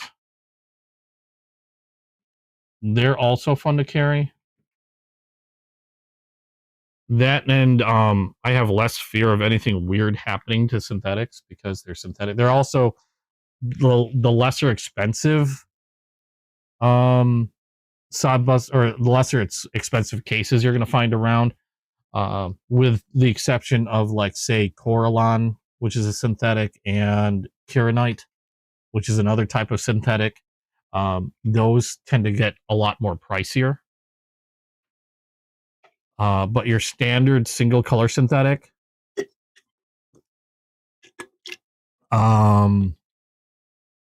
tend to be on the lesser expensive side, which is great because I have less worry, that something bad's going to happen to it. And it's easier to replace. My favorite synthetic is this. This is the limited squirrel knife. I think they made either 500 or 700 of these. I've actually got 2 of them. One I keep in my case in pristine condition. This one I carry around with me. How the case numbering works? Are you talking about? Are you talking about like what was it called? I have like the handle material, the number of blades. Like the handle material for 4 would be smooth synthetic. 1 blade. The second number is 4-1 blade, and then the pattern number is for Sodbuster Jr. Apparently is 37. See, I didn't know what the pattern number is. I'm not familiar with the pattern number, so I wasn't sure what a 37 was.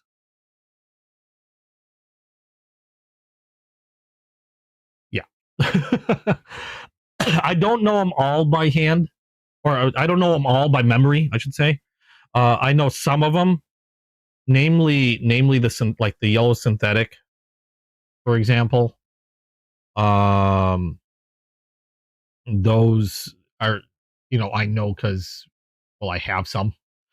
And then some of them you don't really have.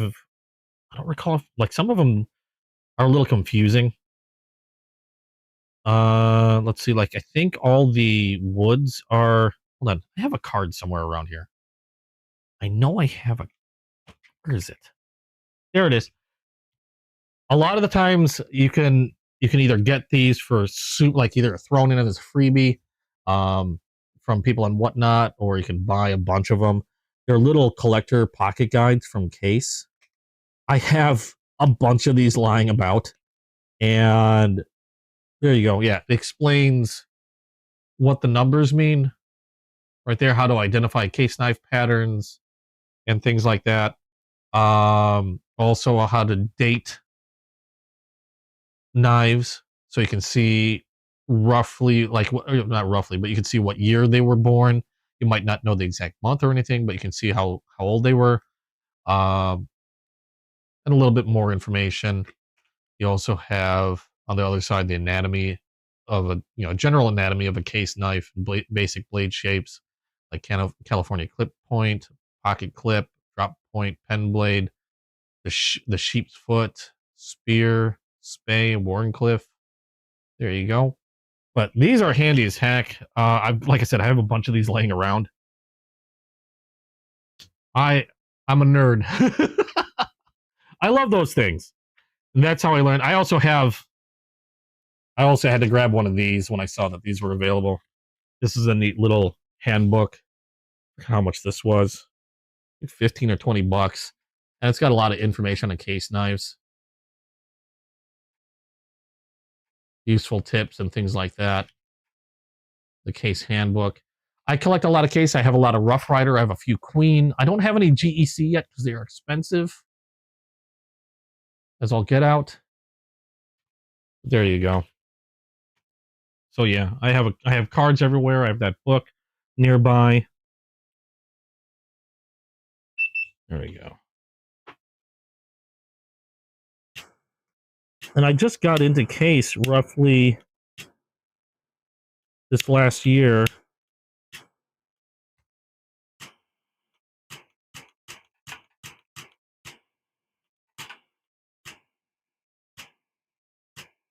Or towards the end of, or towards the middle of 25 is when I really started collecting case knives.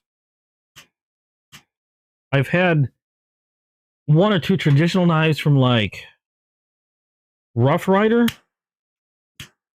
I think, without really knowing too much about them. I just thought they were interesting. And then it wasn't until I got on Whatnot and started meeting or talking to more people in the community that I got introduced to traditionals.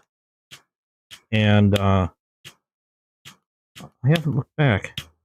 Now, obviously, I still collect. Ooh, I love the smell of toasted bone. Makes me hungry. I still, obviously, my main passion is modern knives, but they made these things so collectible. They're so pretty. Okay, we'll let that cool down again. We're getting there with this one. Had a little toast, a little dark on one side, but yeah, that's fine.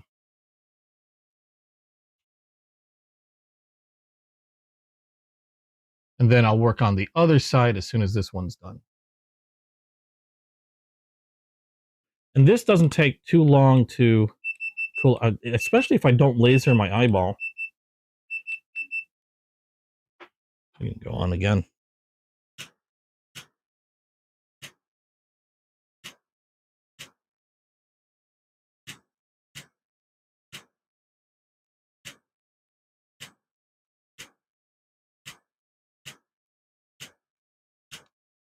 I'm just about done here, I think.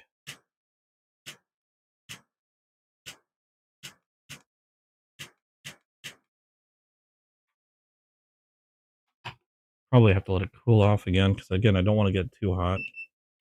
Yeah, we'll let that cool off. There we go. Heat guns are fun. I was thinking of getting like a regular heat type gun, but well, with this one, with a cooking torch, I can like hit finer points. With a heat gun, it's going to be more of like a large diameter, even heat. Although I can see where, like, if I wanted to toast something and I wanted a more even toast, say across a smooth bone, where a heat gun would come in really handy. I've contemplated doing that. I know other people have taken like they'll put objects on top of smooth bone knives. So like for different shapes, either like small circles, like pieces of small circular metal, or other shapes. Because what they'll do is they'll put it on top of a smooth scale, and when they toast the knife, it blocks some of the heat, and then you get these little shapes that are then toasted into the smooth bone. I haven't done anything like that yet because I personally prefer more of the type of burns that case generally has, where it's usually towards around the bolsters or the tips or edges of the jigging, the raised ridges. I prefer that look. Although I've seen some interesting patterns that people have done by putting objects in the way and stuff like that. If you're really good, you can possibly even like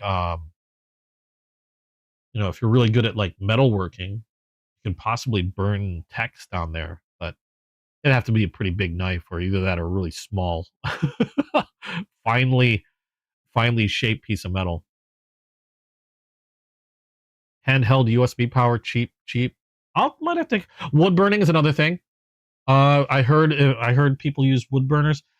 Um, I would think you'd have to be a little bit more careful with a wood with an iron like that, with a wood burning iron, because those heat up pretty high.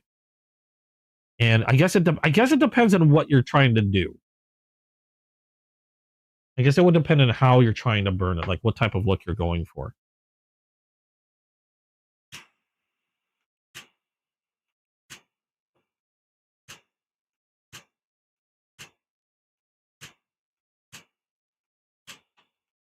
Let's see here.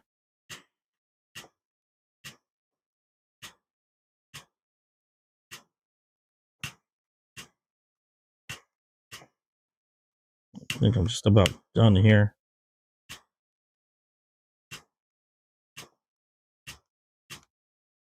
Okay.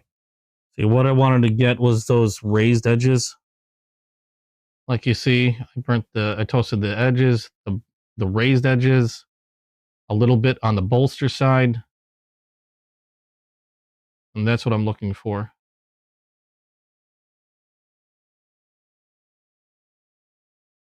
I think a heat gun would do great. I guess if you're doing like I said, smooth bone. I don't know how it would work with something like a raised jigging, because I feel like if you had jigging like this, you would get an even with a heat gun. I would think you'd get like an even toast on the ridges as well as in the crevices, so they would end up looking relatively the same. I would think. I'm just just the way I'm thinking. Whereas this, I can angle the way the flame hits, so I'm only toasting the very raised edges, which is what I'm looking to do, because I like that. I kind of like I'm putting more definition on that texture with the toasting. I'm getting those edges to pop more, because now instead of just seeing seeing the raised edges, there's a very definitive color change.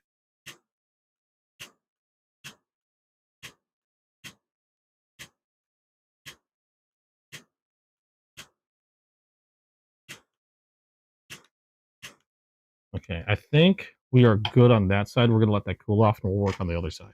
But that's rough. That's generally like not very dark. I've done darker on like a green apple, which I still like. But on the grays, I really prefer this lighter toast. Where's that green apple I did? I did a light blue. I thought that came out really well. This is one of my favorite ones that I've done. This was a sky blue. I think it was a crandall jig. I don't know. But this is one of my favorite burns. I thought it came out really good against light blue.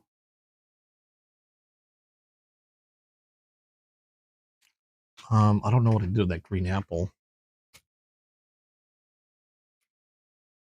No, I still have it in the case, because I carry anything that I have in these slips.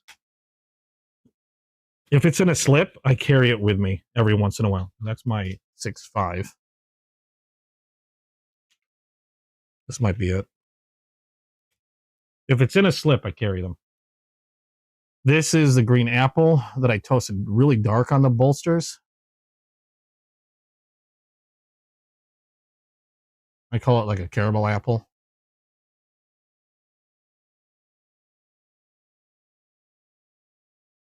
And then when you polish them with like I use a sunshine cloth, it brings it glosses, makes it all nice and glossy. I'm losing my words. But that's the green apple that I did. But the grays, like this gray and the light blue, admittedly have to be my favorite ones. And for some reason, I really like how this came out, even though I've had people go like, Ew. I don't know what it is about the red bone. I just like it. But yeah, this has got to be probably one of my favorites. Is that blue?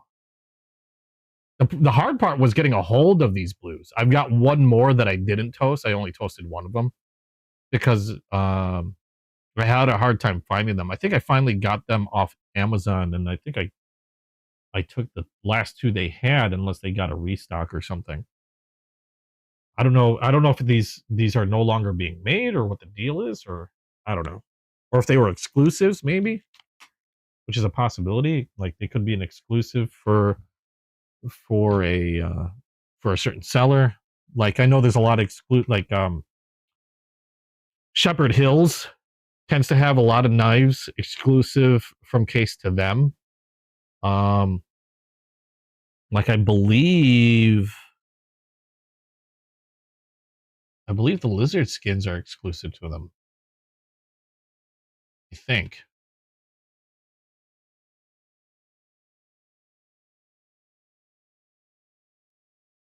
Shepherd Hill Cutlery. That's another place I've gotten a few case knives from. Most of my case knives come from Chasing Blades. I just because I've developed um a really good friendship with them.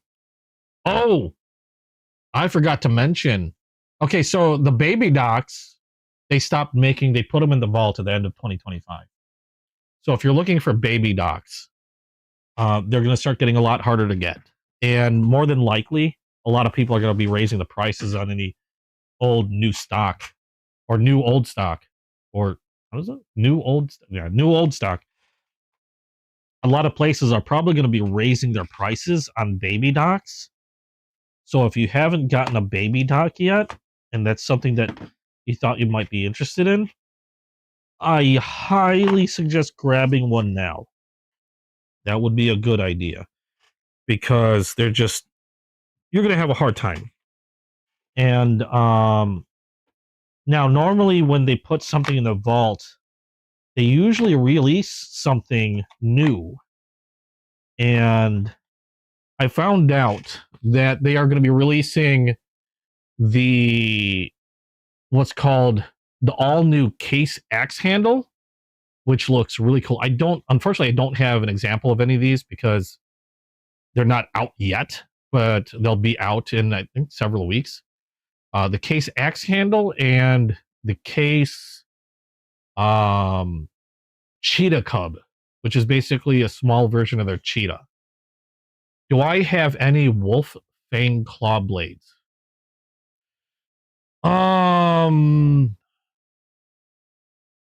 Probably not. The closest thing I probably have are the hawk bills, and I have maybe one or two hawk bills. I don't have any hawk bills from case. If I have a hawk bill, they're probably going to be from Rough Rider. And those are in another castle. Don't I suppose I could dig one out. I'd have to find one. I was trying to find a baby dock, but I don't know. All my baby docks are buried somewhere. But no, I don't have any wolf fang or claws. They're what, like smaller hawk bills, probably. I'm assuming. I've seen rings like that, but haven't seen too many knives like that. Where's my thermometer? It should have cooled off considerably. Yep. So I think we're done with that side. I don't want to really make it any darker, but nice light toasting on that. Some dark around the edges. And then we're going to do the other side in the same way. But you can see how when you torch a knife like this, a lot of times the dye will lighten up, like the heat will lighten the dye that's in the bone a lot. Because that was much darker than when we started. It was closer to this there. So that's one thing you also want to consider, because if you really like, say, a really dark dye job, you're probably not going to want to toast it yourself because it'll lighten up.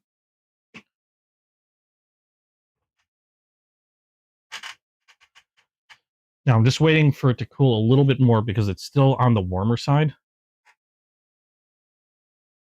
I just figured it'll cool a little faster if I turned it over and got the toasted side in contact with some metal.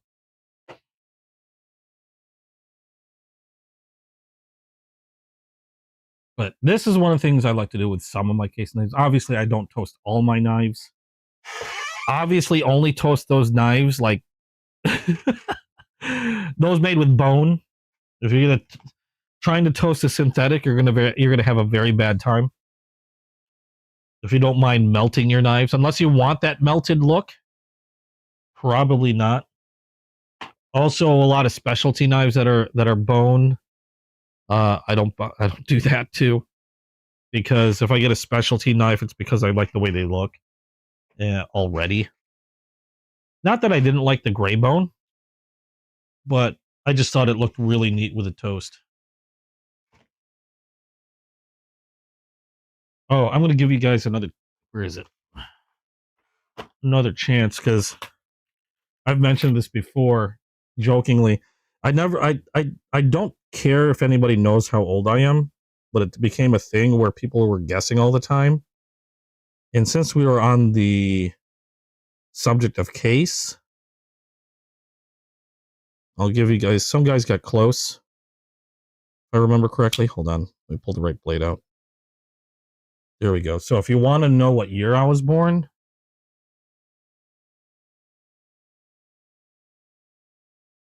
there you go.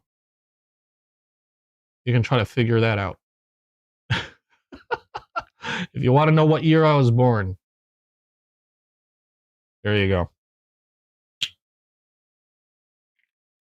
I don't even know why it became a game, but it became a game. Nobody's been exactly right, though.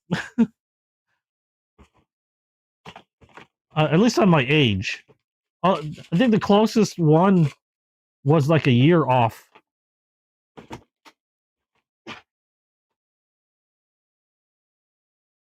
You're going to try what on your butterbean? You're going to try to toast your butterbean? Those are small, aren't they? I don't think I have a butterbean. I have a canoe, which I think is probably like a larger butterbean.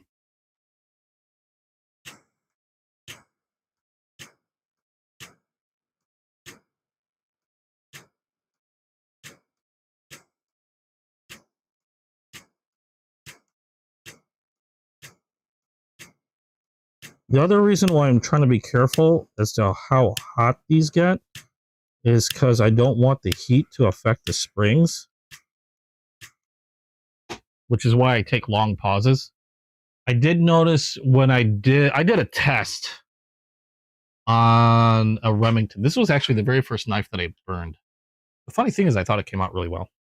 This was a Remington peanut that I did my first burn on. Smooth bone, has some etching from the waterfowl and the R. This one was completely smooth. And that's how I did my first one. And I noticed that like I overheated this one. This one's not so bad, but it had a much strong, like this has a really good snap actually still. But it was a much stronger snap before I burned it. It's still pretty strong. I mean, it's still nice. Like if you were to, if I hadn't mentioned it to anybody, they wouldn't think that the springs were affected in any way. To give you an idea of how the walk and talk on this is, right there, and it's in. And on the secondary, right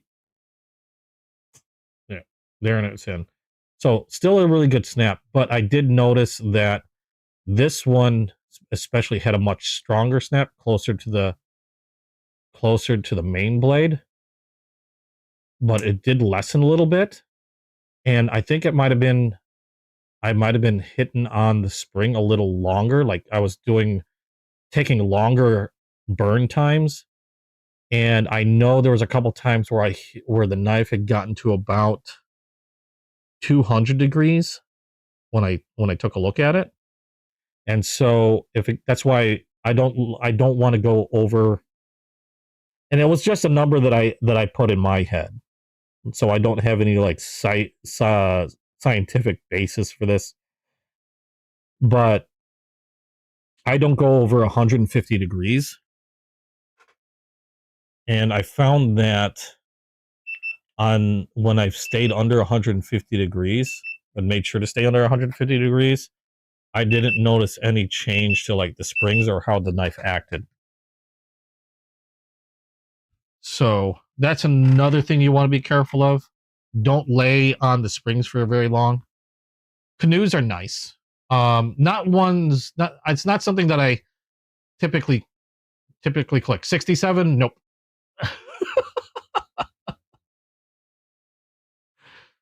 Nope. And if you're wondering, yeah, I bought that knife specifically because it was born on the year that I was born. I got that one from Chasing Blades for a surprisingly good deal, because those things aren't cheap. Right now, I'm actually trying to hunt down a knife that was just born on the same month and day. That's proving to be a bit harder, because my birthday is on August 5th. For some reason, it's just harder to find that specific month and day than it was to find the year.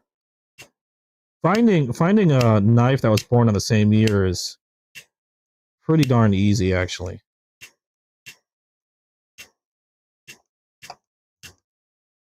Unless you're looking for a very specific knife. The problem with it is, depending on when you're born, they can get really expensive.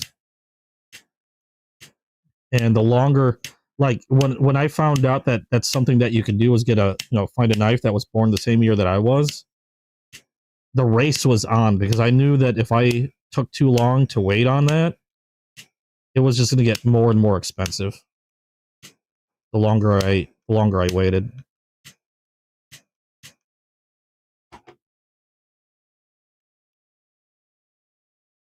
Okay. About 140 degrees on that. Close. Not quite. Jim. Am I out of Sprite? I'm out of Sprite. I was going to show an example of a cheetah, but like I said, the only example I have of a cheetah is buried with all my other Rough Riders, which are buried underneath a whole lot of other shit. I really got to reorganize my closet. I've been trying to reorganize my closet, and I've cleared out a bunch of stuff. But I'm realizing I still have a lot to do, because all my Rough Riders are buried in there somewhere. Oh, wait. I think I see a few. Found a few. I don't know what that is. That's an Imperial. That's a Rough Rider modern knife. I have a lot of lady legs. Don't ask. That was another type of knife that I like to collect, were lady legs. I just thought they looked funny. Lady legs looked funny. And they reminded me of A Christmas Story. So rather than collect a bunch of leg lamps, I have a bunch of leg knives. Morgan thinks they're creepy as hell. But close, Jim. Everybody's like, all like looking back in the video or the live.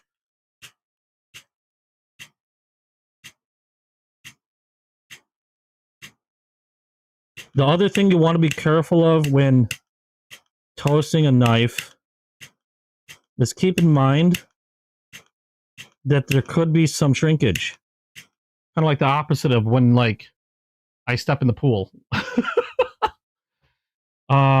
Bone can shrink a little bit. And if you have if there's a little bit of separation between the bolster and the bone, you could increase the separation between the two if you're not careful. And because of that, another reason why I go slow and I keep an eye on the temp is also to reduce the chance of cracking. Burn too quickly and too long, and it's possible you could also crack the bone. Now, I've been lucky. I haven't cracked the bone yet, except for one knife. And the reason why I'm not sure if I did that or not is because I also had dropped that knife. So I don't know if the crack was due to my burning or if it was due to the fact that I had dropped it. All I know is I went to go and toast it a little darker because, again, I was doing more testing. And I didn't notice that there was a crack there. And if you have so if you have a crack on the bone already and you toast it, you are going to highlight that crack. That crack is it's gonna come out like neon lights, because that crack, the edges of that crack will toast, and it could open up a little bit. So that's one thing you want to be aware of. If you burn it too hot too quickly or try to cool it off too fast, you'll notice that I let it sit. I don't try to cool it off fast. You could also crack the bone. So that's you just want to be careful of really drastic temperature changes when dealing with toasting a bone knife. So those are things you want to be careful of. Have I seen the new CRKT Orochi? No, I have not. But of course, now I'm going to take a peek. My tiny demons. You leave my. I don't have. Well, I have a tiny demon, but otherwise they're all my girlfriends. I only have one because I thought it was hilarious. If you're wondering what tiny demons are, when I got onto Whatnot, I got my girlfriend into Whatnot also, and she got infatuated with these things called Labubu. Actually, a lot of people got infatuated with these things called Labubus. They're little demon dolls or monster dolls. And there's a bunch of them standing or sitting on a dresser in front of my TV in the bedroom that all watch me sleep. They all just watch me sleep at night. I was looking up CRKT Orochi. I don't think I have any CRKTs. Oh, that's an interesting blade. It's got a bit of a recurve. Oh, Damascus, it looks like. Or at least the one I'm looking at is Damascus frame lock. I don't know how to explain the blade. I don't know how to explain it at all. I'm not set up to like throw photos up on the stream. So look up CRKT Orochi, like Mike said, and very interesting blade. I now want it, but it's also $200. No, not now. I also have my eyes set on some other stuff. I'm still trying to figure out what I'm going to get with my credit for returning that knife. I'm still debating what I want to get. There is a concept I'm looking at. There's a couple concepts I'm looking at that I might put the credit towards. I just haven't decided. Either way, even with the credit, I'm probably going to end up spending like over $100 if I want to get either one of those knives that I'm looking at. The ones I'm looking at are the Concept Odd and the Concept the Caveman. The Concept Caveman, which I thought was an interesting one. Big beefy blade.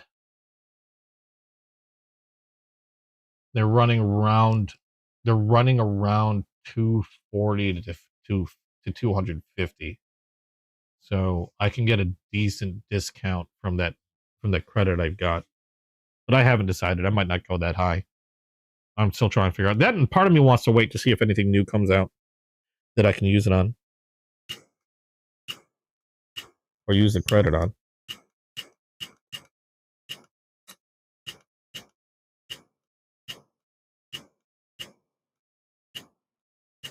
I'm also trying to be very careful of the badge area and around any of the pins, because like I said before, I don't want this to crack. And the pins, if it's going to crack anywhere, it's going to crack near the pins or the badge.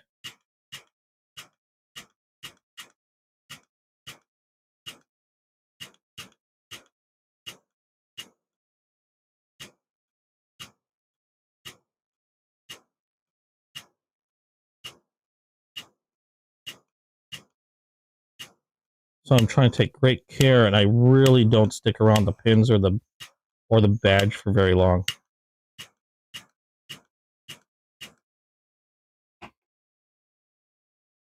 Although that's coming out pretty well.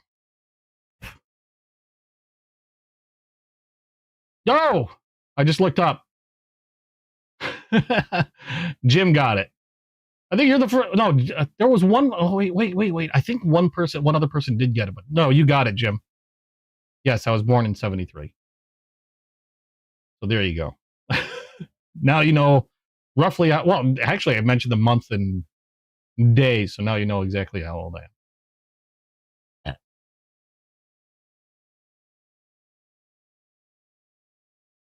Yeah, if you know that numbering system or dating system on a case, there you go. I forgot, like I said, I forgot why I started doing it, other than I just thought it was funny because everybody kept trying to guess. That, you know, who am I to stop them from having fun? So it just became a guessing game.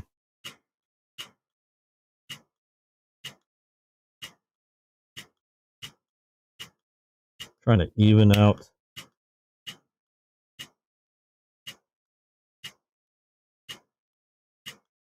some of those spots. I think we're just about done here, though. I'll give this other side one more shot. I'm going to let it cool off for a bit, though, because we're about 130, 140 degrees. Now, that CRKT Orochi looks really cool.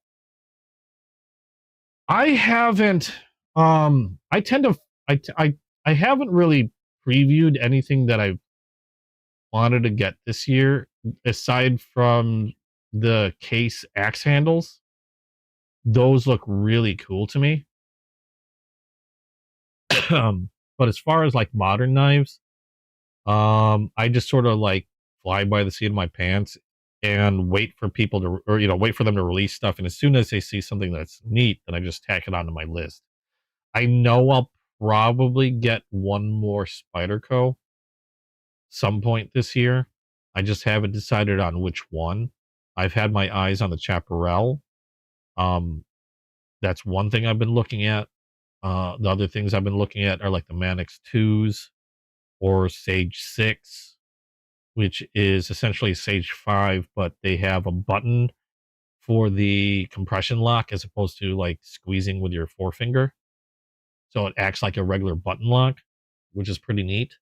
I actually enjoy the compression lock though, so that's, you know, whether I get a Sage 6 or not in the future, I don't know. I'm not like in any rush or like, oh my god, I need to have that. But basically, I'm just keeping an eye on. There are a handful of manufacturers that I really keep my eyeball on because of how they've been coming out with new stuff pretty regularly. One of them is Kaiser. Kaiser has been killing it with a lot of their new knives. If I were to list everything that I've wanted to get from Kaiser when they've released it last year, it'll be a few years before I finish that list, because there were so many that Kaiser had released. Yeah, I think they've released at one point. They released like 3 or 4 knives in like 1 month. It's pretty crazy. Like Kaiser's one. Civivi, I've got an eyeball on. I'm watching them. Vosteed is another one that I eyeball. You know, I keep an eye on. Vosteed's been killing it lately. Kubi is one. I have a few of their budget knives, but I've seen some really interesting premium, much more expensive premium knives that Kubi's been putting out. Concept, I always have my eye on Concept because I love a lot of their knives. Same with Ramet, uh, another manufacturer that I'm keeping an eye on, see what they come out with this year. And those primary and Case, but I already know what they're coming out with. Um, those are primarily the ones that I keep an eye on. Manix 2 is awesome. That was your first Spyderco, was the Manix 2? I would have. That was one of the things I was eyeballing for my first, but there's a specific reason why I went with the Sage 5 and the Para 3 is because I live in a state where blade length is restricted. Now, I don't think they actively chase down anybody with like 4-inch knife, but I think that if you, I think it's more for people that are doing stupid shit. That it's one of those things that if you're found with a knife that's greater than like 3 inches and you're already they're already bringing you in for other stupid shit. That's just like another big charge they could tack onto you. Like you were doing something stupid already, but on top of that, you're carrying a knife that's over 3 inches long. So now you just made it worse for you. So it's not like they're chasing anybody down, but I think it's more like, if you're already doing something bad, you're in for a worse day. But I'm not a lawyer or anything like that. I like to try to stay within the restrictions just to keep it, basically stay out of trouble. And also, a lot of times when you're carrying a knife and you pull it out and you need to use it for whatever work, the larger the blade is, people tend to give you really funny looks. So I try to stick with knives that I carry 3 inches or less. Sometimes I go a little over, they're not terribly huge or anything like that, but I stick around 3 inches or less. And that's why I settled on my first Spydercos being the Sage 5 and the Para 3, because they fell right in that sweet spot. That was partly behind why I chose those. The other ones was I chose the Para 3 because the Para 2 was just such a widely popular one, and Para 3 close behind. That when it came to talking to people that have owned Spydercos, that was one of the most highly recommended ones to start off or to get. Same with the Sage 5. That was another one that was just highly recommended. It got to the point of where I heard so many good things about them that when I finally did get my two Spydercos, I got them both at the same time because I managed to get a really good deal on them. And I settled on Magna Cut because that's one of my favorite steels. And I still think the Para 3 looks weird, but it's growing on me. The Sage 5 I like a lot. It's my favorite Spyderco right now. You have the Manix 2 XL, and welcome to the stream, by the way. Should have got the non-XL. Is that because it's too big? That's the other thing, is like also carrying them, it starts to become a little cumbersome. Obviously, the bigger they are. I'm not the biggest guy in the world, so obviously if I'm carrying a bigger knife, it starts to become a bit more of a burden. I like to be able to carry my knife and have it sort of like disappear in my pocket and not feel that it's there the whole time. If I'm carrying a knife and it's making itself known to me every minute of every day that it's in my pocket, it's probably too big. If I'm carrying a knife and I'm pleasantly surprised to remember that I have a knife on me when I go check my pocket, that's good. Yeah, especially if you're carrying other things in your pocket. When I carry, I do two things. Normally I will carry a modern knife. So just for example, here's my Spyderco. I'll carry my modern knife. That'll be in my pocket with a pocket clip, clip to my pocket. And in the same pocket, I'll usually have a traditional knife, something along like this Trapper, like this, or this Sodbuster Jr. I put it in a leather slip like this, because if there's anything else in my pocket, it prevents it from mucking my knife up. And I'll usually carry something like this. This is a Sodbuster Jr. Sometimes I'll put one of these in my pocket. I don't always carry these on a belt. The Trappers are like the biggest traditional that I'll end up carrying in my pocket. But Sodbuster Juniors, Copper Locks, The sow bellies are small enough to carry in my pocket, and muskrats. Muskrats are another pattern that I'm starting to really like. I don't have too many of them, but I'm finding them to be really, really neat. Like this is a white natural bone muskrat. This is another one that fits really well in a slip like that. And these are 2 California clip blades. So when one dulls, I can always just change to the other one. And I don't have to worry about sharpening, like, while I'm gone. So yeah, I always have a modern with me. I always carry a traditional. The traditionals tend to do most of the cutting. Like if I'm doing stuff like breaking down boxes or cutting a bunch of things, a lot of times I'll pull out my traditional. And I don't use my moderns all that often until, say, for example, I'm trying to cut something, but I'm holding on to something with my other hand. Since my moderns I can use one-handed. So if I'm holding on to something, I'll take my modern out, cut what I need to do, and then that goes back in my pocket. So they have specific uses, but I always have one modern and one traditional on me. And that works well for me in what I do.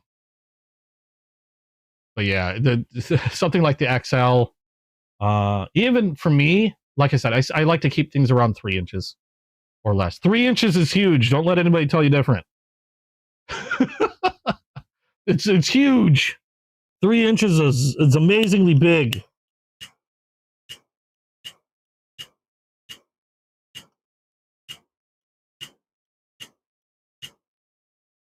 Okay, just finishing on the edges here. And a little bit more on the jigging.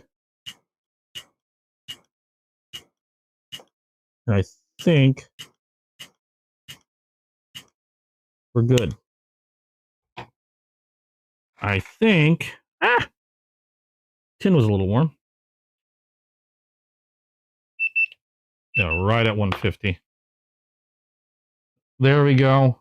Added a little bit more texture to the bone on that one with some of the toasting. And then all that's left is I'm going to polish it with a sunshine cloth.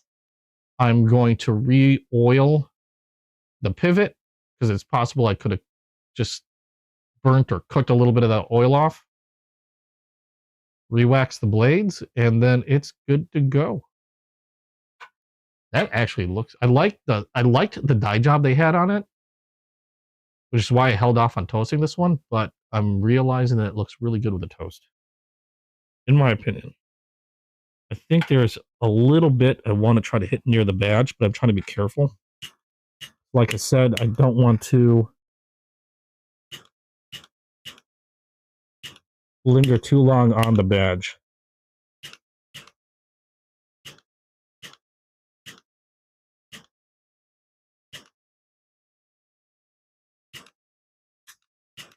I know I use this kind of like a gun, but it's an easy way to control it because I don't want to sit there and just keep it on and then just flick it off and then hit something else by accident, like a wire that happens to be hanging down. So I know I'm wearing the crap out of my igniter or my flint that's in there, but it is what it is. I'll just buy a new flint.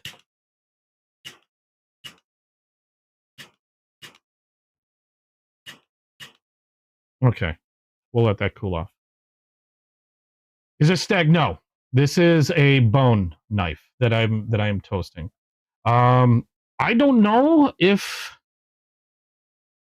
I'm pretty sure I've seen toasted stags from Case. I just never did a stag. The only... I have some stag bone, but they always come toasted already from Case, so there's no reason for me to do anything to it. This was just a gray bone that I decided to toast. Buffalo horn is black, so there'd be no point in toasting that. But yeah, the stag bones that I have, I don't have many, but they already come pretty coolly, like really neatly toasted from case, so I'm trying to see if I, oh darn it, I know I have, that's a burnt bacon. Like here, this is a, oh, and this is a baby dock too, so you can see what went in the vault. This is a red stag baby dock. Baby docks are another favorite of mine, but these went in the vault as of 2025, which means they are no longer making these. So these are the ones that if you want to grab them now while they're still at a relatively decent price, because they're going to only increase in price. Especially this one. This is a red stag. Yeah, there's no reason I can see to toast this any further. They've done an amazing job on their own. Baby dock. It's a single bladed knife. I have interesting variations from Rough Rider or Frost, but generally you're going to have a pen blade or spear point, I believe, for the main blade, and then you have a spatula for the secondary that's not sharpened. And these were called doctor knives. In this case, it's a baby dock because it's smaller than a doctor knife. In fact, a doctor knife typically, let's see if I have one out here. I thought I did. I thought I had one by my desk. Oh wait, no, it's in a case. Here we are. Move that. Where is my regular size dock? This one's from Rough Rider. This is a regular size dock, except this one's single bladed, so you can see the size difference between a regular size dock and a baby dock. Okay, this one's from Rough Rider, just has a single blade, but this is about the size of a standard. The baby docks are the ones that went in the vault. Excuse me. And like I said, you have a single blade, you have a spatula that's unsharpened, and they're called docks because I guess a lot of physicians way back in the day would carry a knife like this. They're slim, easy to slip in a shirt pocket. They're not very bulky. The spatula a lot of times was used to count pills or mix different unguents and things, like you would with a spatula, I guess. And sometimes I've heard they've been used as a tongue depressor for, those doctors of old that would, do house calls all the time. And then the flat bottom that you see there, a lot of times from what I've heard, was used to crush pills. So like a little,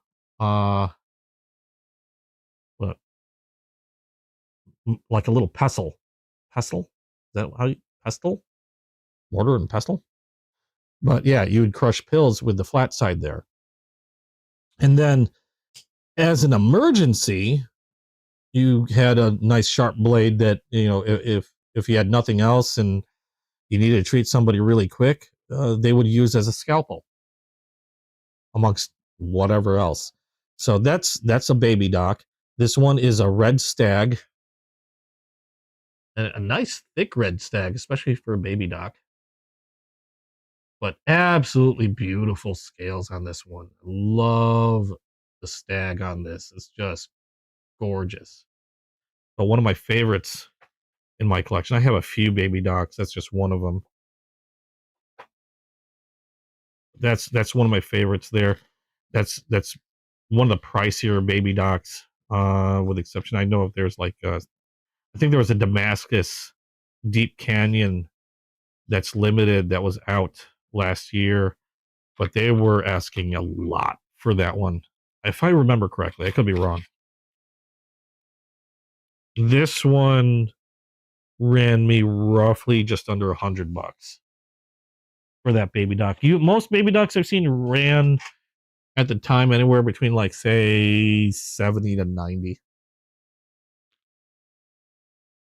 But those baby docks are great because I would take a knife like that and I would just stick it in the fifth pocket of my jeans, the little tiny watch pocket. It fit perfectly in there. Here's another one. This one is by Rough Rider also. This one's a red jig bone standard dock. except this one's a variant where it has a second blade as opposed to the spatula. So you have your spear point, and you have 2 spear points on this one. And so instead of the spatula, you got that smaller blade. And this is a more standard sized dock. I just really like docks because I love the shape. That's a Rough Rider. Now, this should have cooled considerably. There is some...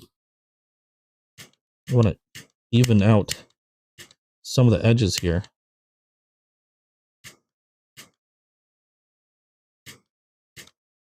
Let's take a look at the other side.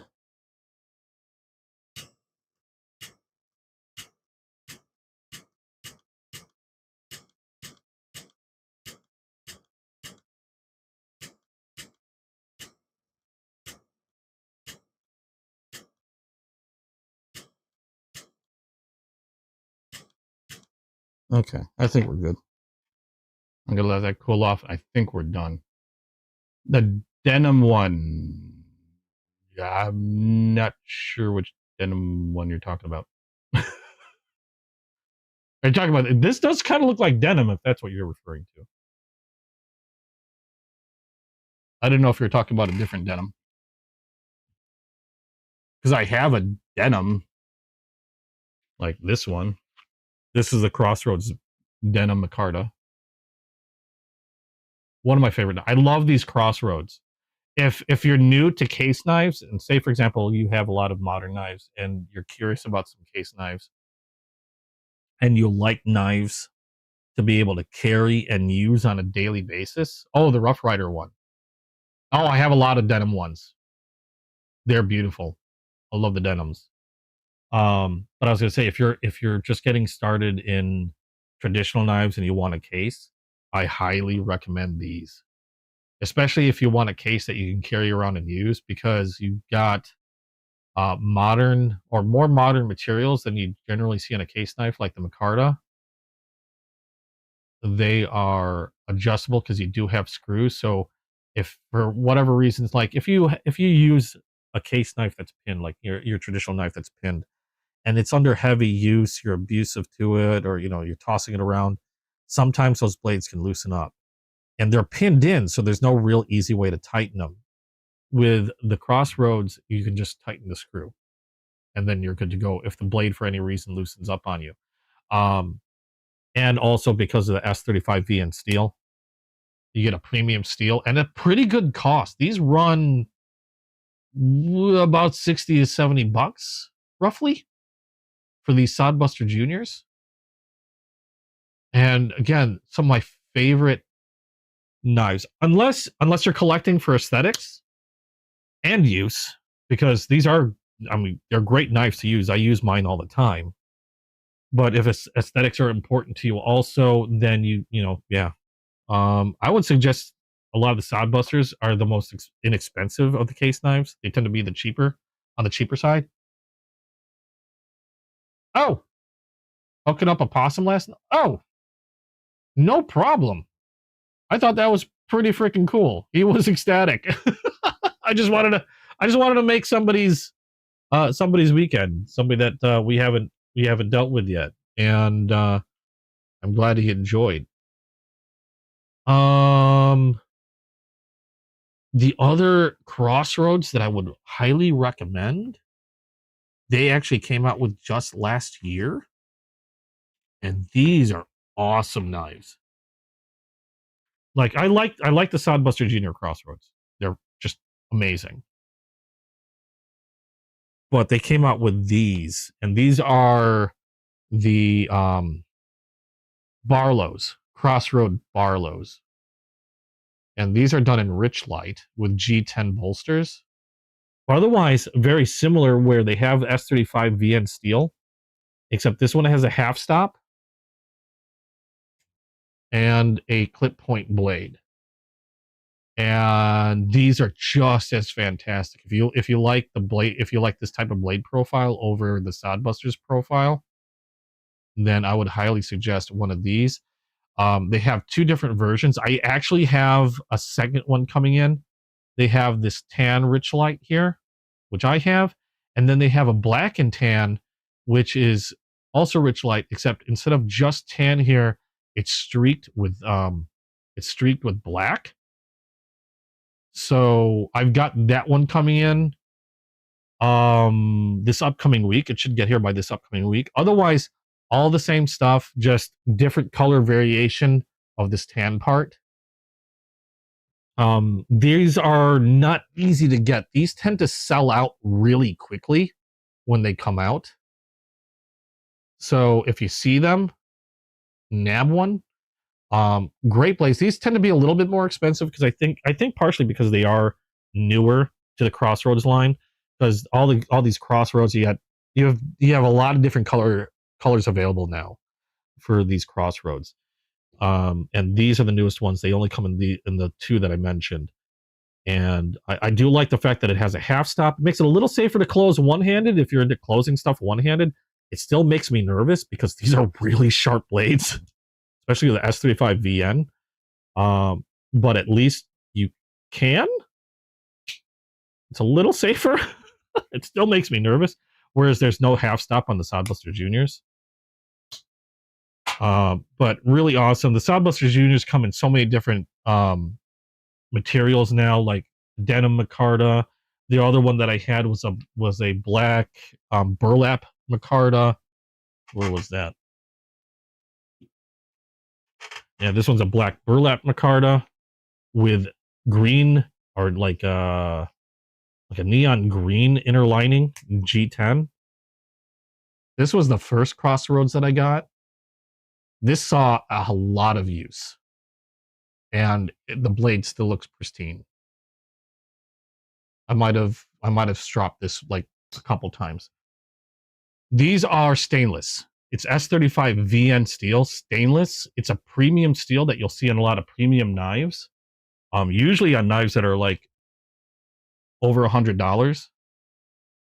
Like a lot of my premium moderns, or considered premium moderns, are S35VN steel. I pulled the one knife that's not S35VN. Let's see, is this S35VN? Yeah, like this Concept Convict. This one's done in S35VN steel and titanium. Oh, dang it. And titanium. This one's always hard to open. Titanium scales.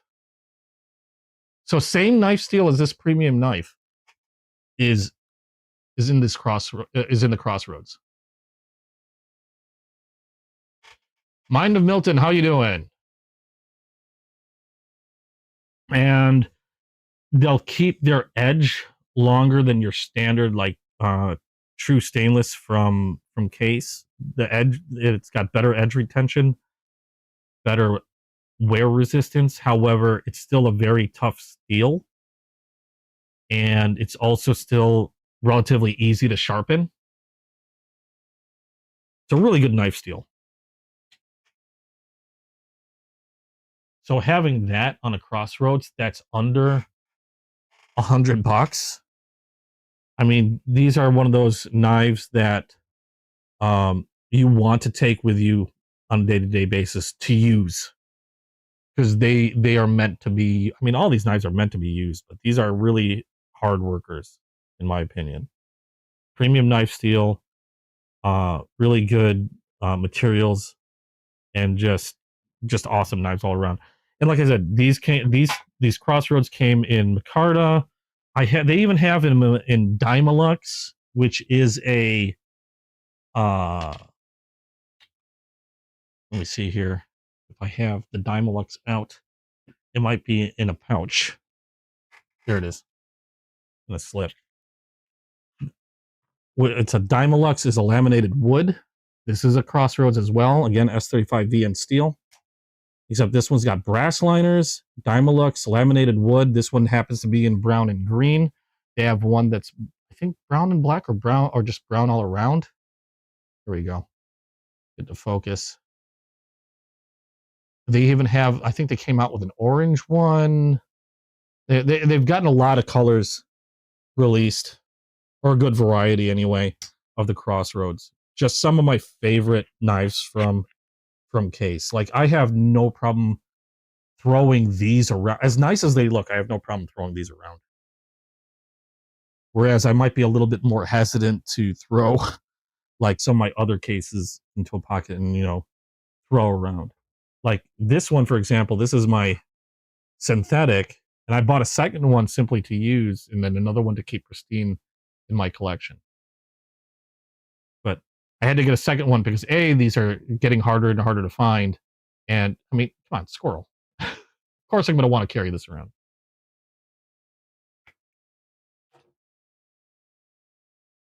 What do I do with my other one?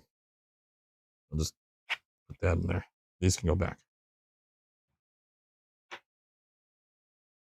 But yeah, the Crossroads are some of my favorite, I'm going to say, hard use knives from case.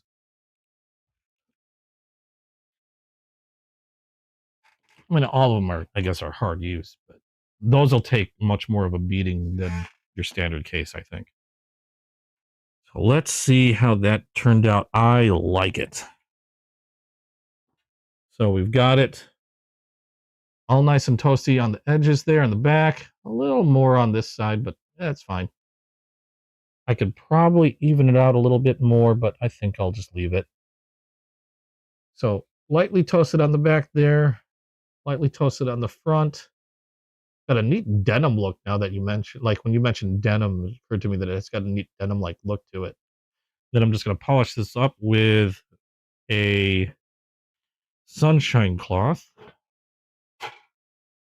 And then we're going to re-oil and wax that blade.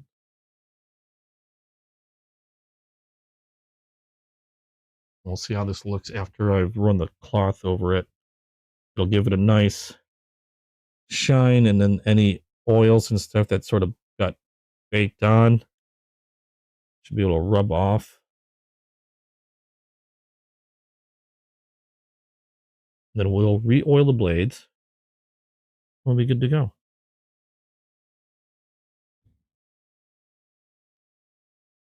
Yeah, the other thing, when you toast these knives, it dulls them up a lot. So that's why I give them a good once over with the sunshine cloth. Polishes them back up really nicely.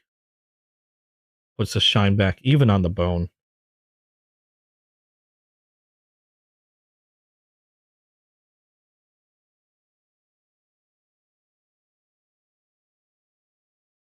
And I get all around.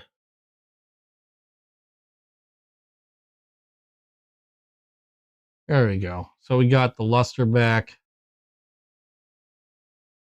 Now it's nice and shiny.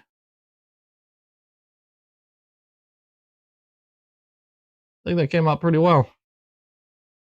I like it. Let's go ahead. A little bit more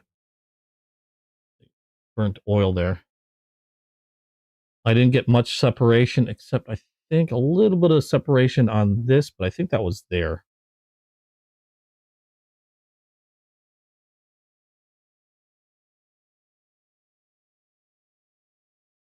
I think we're good. Now I'm going to add a little oil to replace any oil that I might have burnt off. I like using the chameleon knife oil. It's Japanese oil. Works really well. And then we'll just verify how well the springs are. I'm going to take off the tape on one of these blades. Or not. It's not going to be easy. There we go. Take that tape off. See how the snap is. Snap is still there, nice and good. Not affected at all. Checking to see if it's bottomed out anywhere. I am not seeing it hit the spring, which is a great sign. Take a look at this one. And again, this is why I make sure I stay below a certain temperature. because I don't want the springs being affected by the heat. I don't know what temperature they would get messed up as. All I know is that I try to stay under 150 and I've been fine. 150 degrees Fahrenheit. Let's see here. Got the tape out. Let's see how this one is. Same as before. Nice snap. Is it hitting the spring? Not hitting the spring, so the spring's nice and strong. So we're good.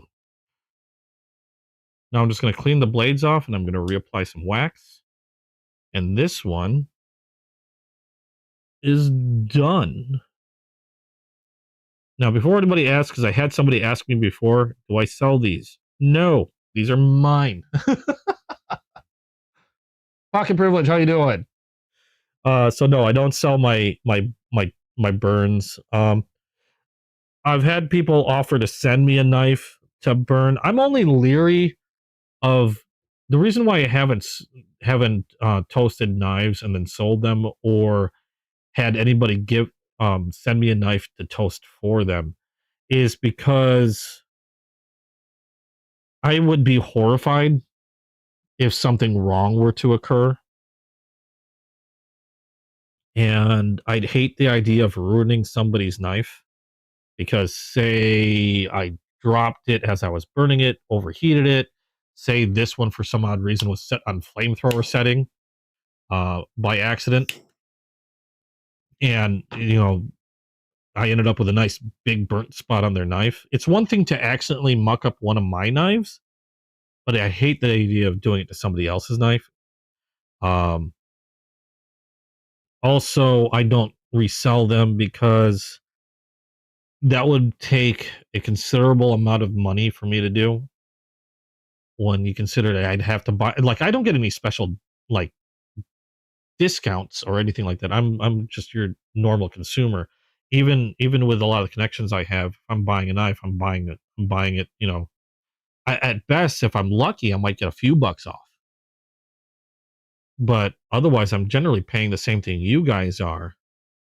And then toasting it, then there's the whole thing about, like, I've toasted it, I put it up for sale. Now, is anybody going to buy it? Because I need to be able to make my money back. Not to mention the fact that since I'm already paying for the knife roughly the same cost as everybody else is, I'm not really making any profit. I mean, what do I charge for something like that? It does take time, and you got to be careful. So would it be worth it to me to sell, to buy a bunch of these and then sell them? I don't know. It'd be one thing if I was a distributor and had like a distributor license where I can get really deep discounts. But only then would it probably be worth it to sell customized or hand toasted knives. So for now, I just toast them myself, and then I show you guys how to do them. So that's how I do mine. That's how I toast my cases. I haven't done any dyeing yet, mainly because I don't. It's awkward. I record in my bedroom, and I don't have a very big kitchen, and the kitchen is occupied by a lot of stuff. So if I were to dye something, I don't want to bring boiling dye in the bedroom in case it were to spill everywhere. I get nervous about it in the kitchen. I don't want to have to. I don't want to drag a hot plate into the bedroom and start boiling stuff in the bedroom. To me, I mean, I get nervous enough just dealing with open flame.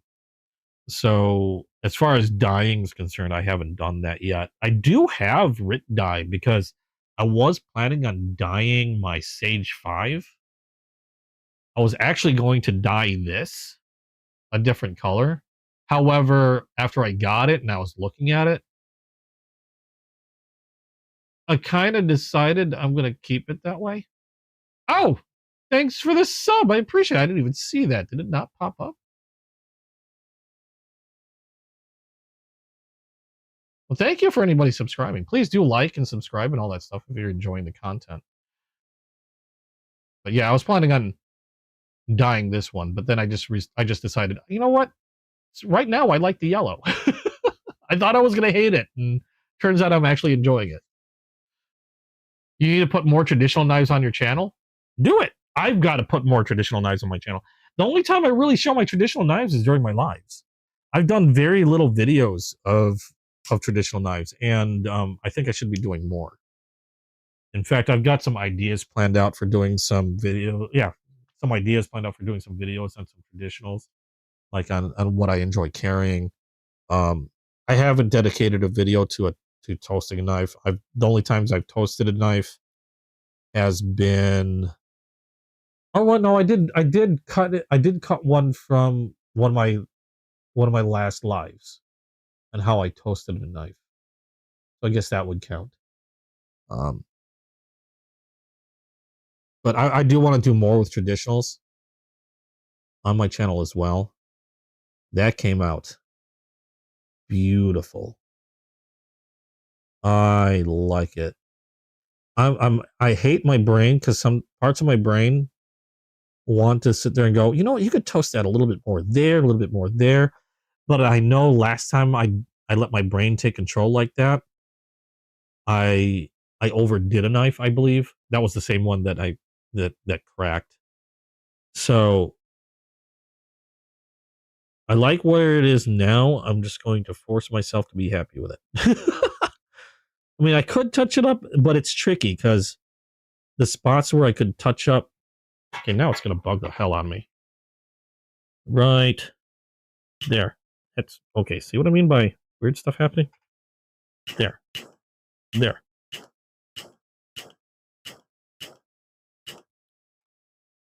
Okay.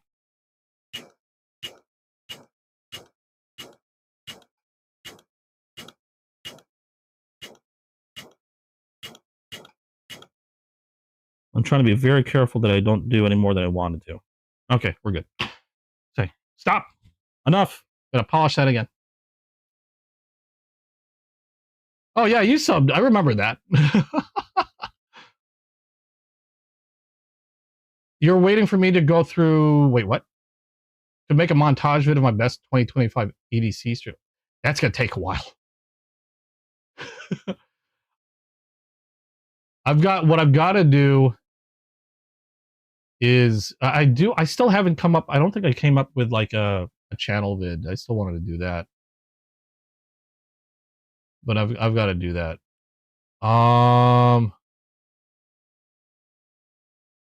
Does Kershaw leak count? Does a Kershaw leak count for what? Leaks were surprisingly popular knives. I'm doing what again? Leaks were surprisingly popular knives. I don't have a leak myself. I had a leak clone, which is horribly bad. But a lot of people really loved their Kershaw leaks. That Ken Onion design was widely popular. Okay, just repolishing that up now. No cracks, which is awesome. That's like my biggest worry when doing this is something going to crack.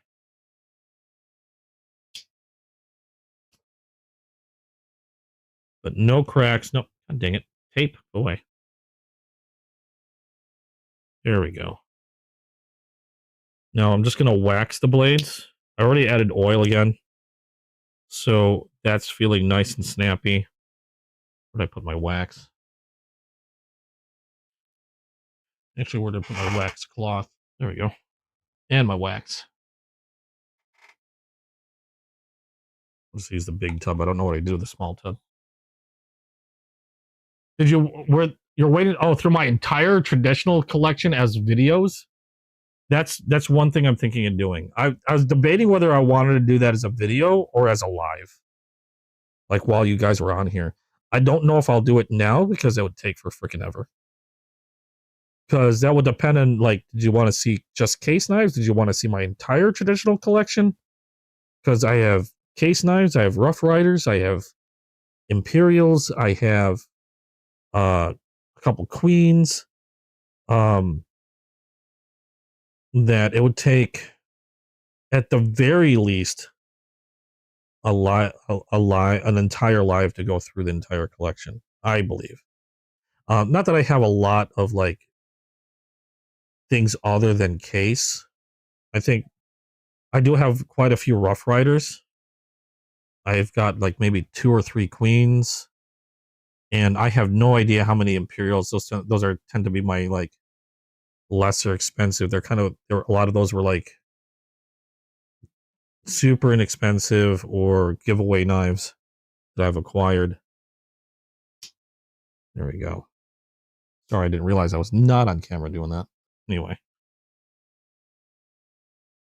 I have a few Kershaw. There is a Kershaw that I want to get, called a Kershaw Launch 20, and that's an automatic knife. It's in Magna Cut, 3-inch blade, side automatic. I just, for whatever reason, haven't gotten it yet. They're not terribly expensive. I think they run just under 150. Thereabouts. I just end up getting distracted, and then I just haven't gotten it. And I can carry an automatic. I have a license I have a concealed carry license. In my state, as long as you have a concealed carry license, you can carry an automatic. If you don't have a license, you can't carry an automatic, which is kind of weird, but okay. God damn, I'll be right back. I gotta whiz again. Holy cow. Let me take this off before you guys hear something weird. Be right back.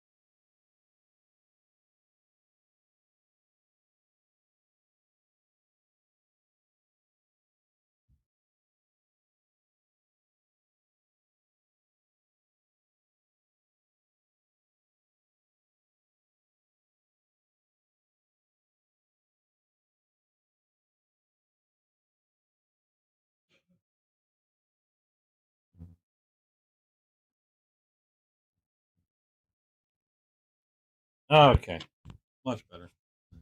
Price of staying hydrated. There we go. Ugh. And I am back. Yeah, Pocket has a channel as well. If you want to share your channel on the EDC Squirrel Discord, feel free to do so. I don't mind people sharing their stuff. The community's been great. So yeah, if you've got your own channel, your own EDC channel, hit my Discord up. There should be a link in the description. Go ahead, join there, and feel free to post that on there. I don't think I have a specific section for it, but let's see here.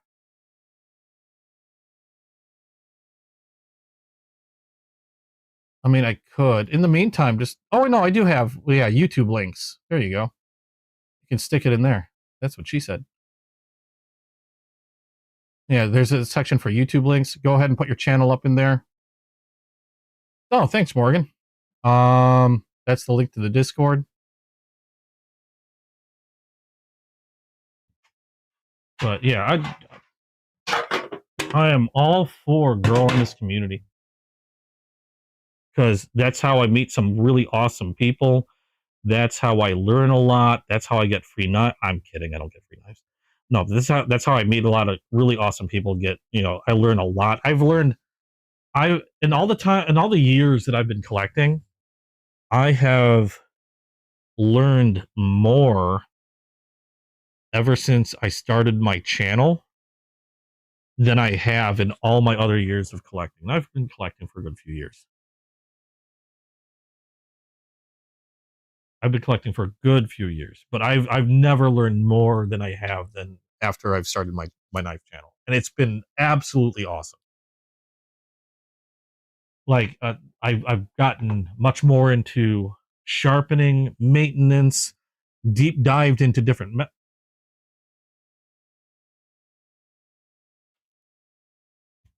Really? Oh, there. Deep dived into different metals and things like that, and a lot of there's a lot of manufacturers I didn't even know about that people were telling me about that I got interested in. Like I'll name Concept Remet as two of them. Vosteed, like never heard of Vosteed before this year, and now I know. Now there's some of my favorite knives: Megaron, QSP. Back before I started, I was what I had a lot of Civivi, Kershaw, were like two of the bigger ones, Kaiser, and those were like my like big three at the time. And after I started my channel, I started learning about Concept, learned about Remet, learned about I had a couple things, like a couple traditional knives. I think they were Rough Riders, but learned about a lot more Rough Riders and cases, and my everything just exploded. Which is another reason why you're not going to see too many new knives for a little bit, because I'm recovering from what happened last year. I need to financially freaking recover. I need to financially recover. And I still have a lot. Like when I started collecting knives, oh my god, what's one of my? I collected a lot of junk. And the funny thing is, I brought them all in here. Not all of them, but most of them in here. Like this thing, I don't know what this is. I'm pretty sure I've seen this knife, and oh my god, what the hell's happening here? I'm pretty sure I've seen this knife in like TSA like surrender boxes, except with different branding. I don't know what is this. It's either a frame lock or a loosely, I don't know. The funny thing is this one doesn't have any branding. 440 steel, USA design, handcrafted in China. Oh no, this is an MTech. I used to get a lot of MTechs. This I've got to tighten that up. Whatever the hell's going on over there. That seems a little off. The funny thing is, you want to know what my main box, or like I've got a knife that I use for a lot of packages. Well, then I'm like reaching for shit. Where'd it go? Darn it. My toolbox fell. Now I don't know where it's at. Oh, wait, it's right there.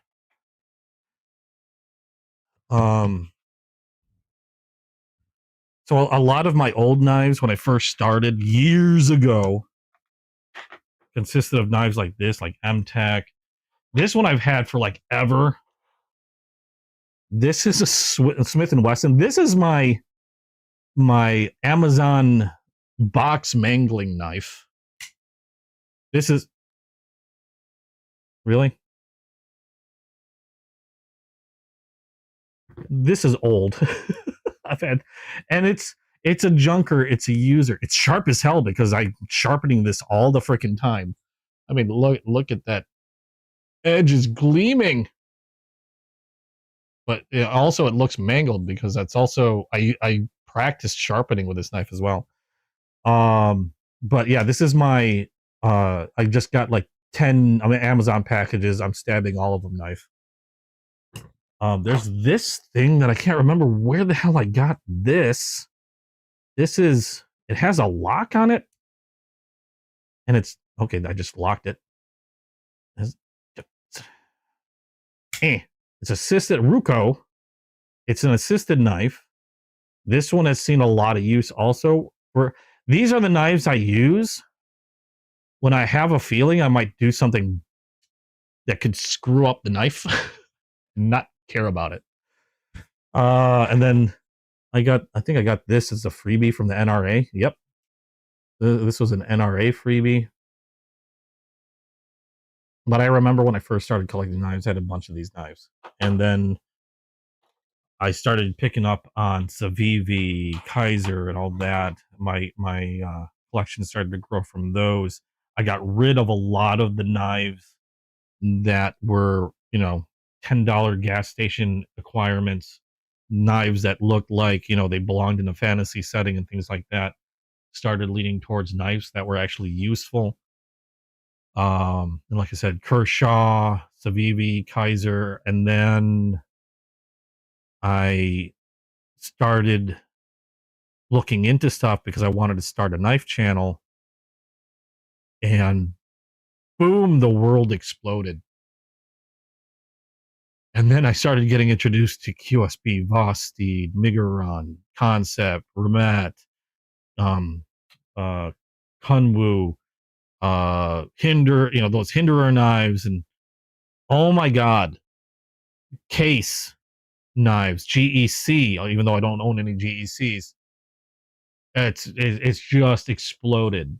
And and I started my knife channel last year, about 7 months ago, roughly.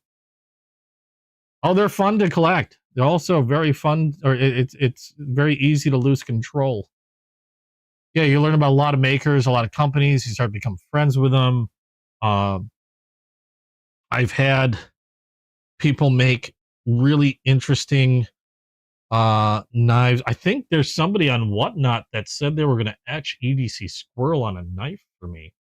I had one person, Titan, do that for me already and put my logo on a knife. I put it somewhere. I just can't remember where I put it.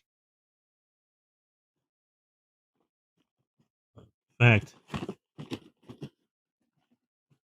yeah, I don't know where I put it. Or wait, is this it? That's it. This one was from Titan Knives International. It's a little hard to see, but they put my logo on it. I thought it was kind of neat. There's another one that might be etching the handle to a Sodbuster Junior type knife.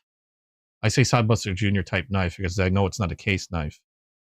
They might be doing that for me next week, which I think is pretty cool. I have so many knives, Terry. They're like everywhere. I think this is a really nice knife, by the way. It's just really cool. I like the harpoon handle. I don't get fixed blades all the time. I have a very distinctive taste when it comes to fixed blade knives because I don't get to carry them all the time. They tend to be a lot more bulky, which is why I like folding knives, but I still have a love for them. And now this is a perfect EDC carry size knife. The blade is a nice size. They all come with a nice leather sheath. It's just now I'd have to carry this, and this would have to go on my belt, and it's just not an easy carry for me. So I prefer to carry my knives in my pocket, which is why I have slip cases, why I have pocket clips and things like that. Because when I'm carrying a knife, it's got to fit in here. That's how I like to carry mine. I don't wear these. These are my knife demonstration hot pants. But yeah, the world opens up, and oh my God, there's so many neat stuff, and there's no way I can afford everything. I need to win the lottery. That's what I need to do. That's what I really need to do. Is I need to win the lottery. But you find so many interesting things. This is a Cobra Tech. I did a video on this really cool fixed blade, but it's not a fixed blade. This is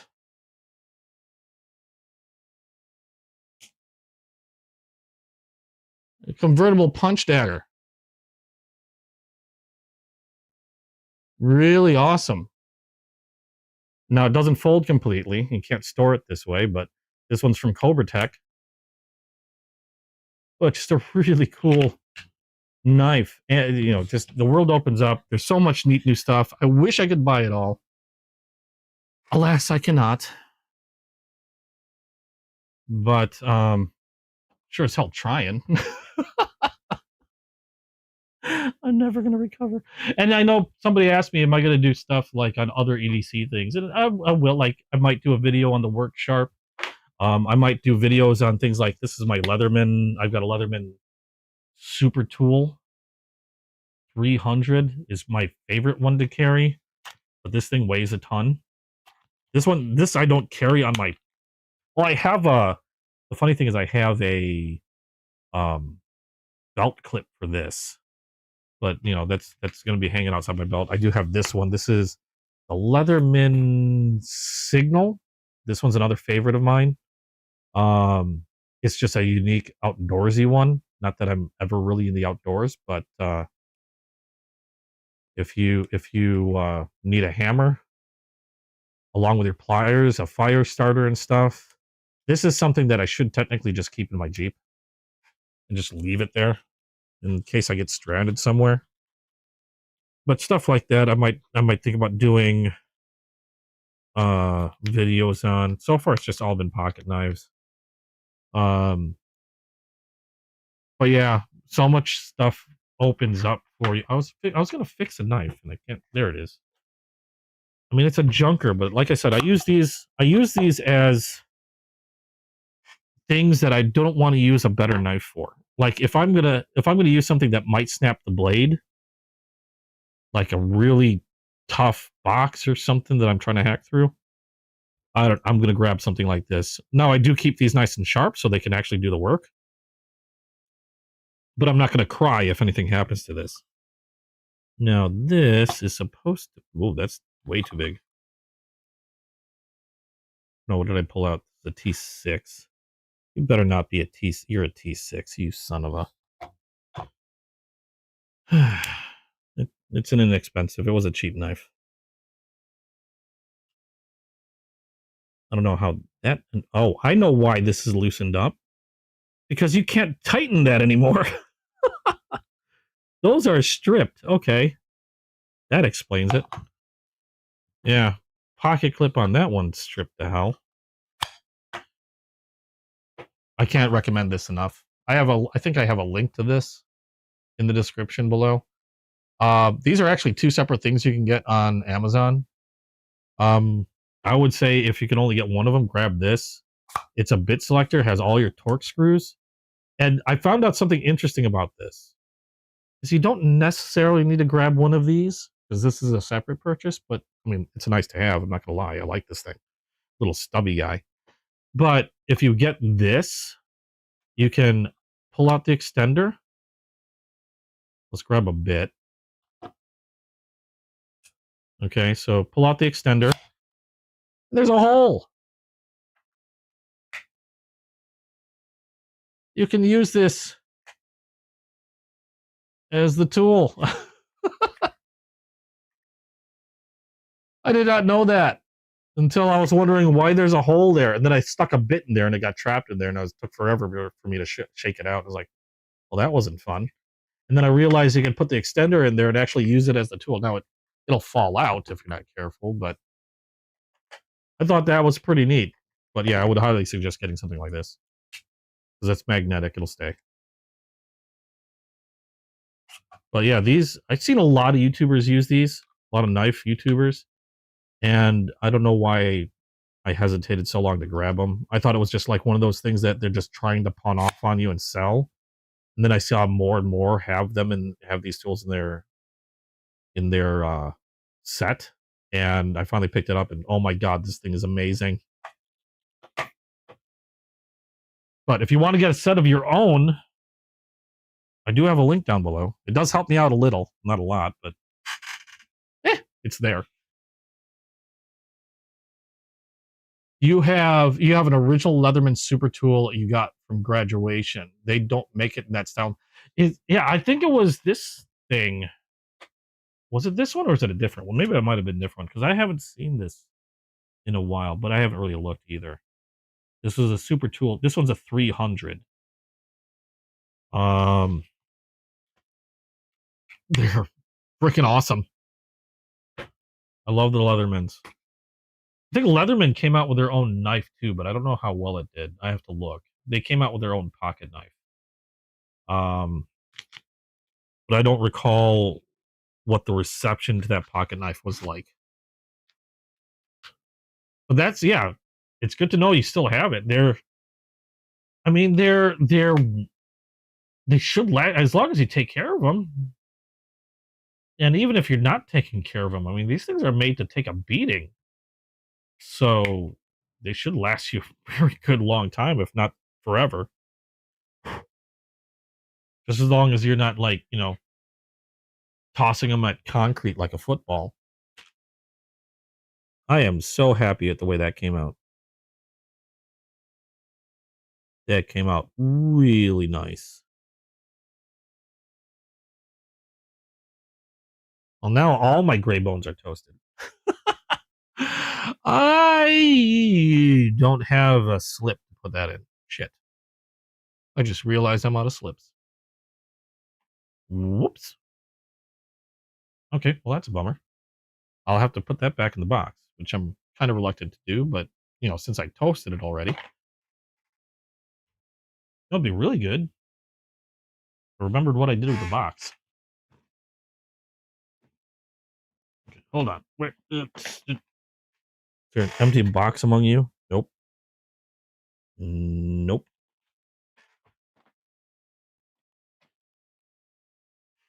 Okay, well, I did have an empty box around here somewhere, obviously. I just don't know where I put it. I know it's a red box. There you are.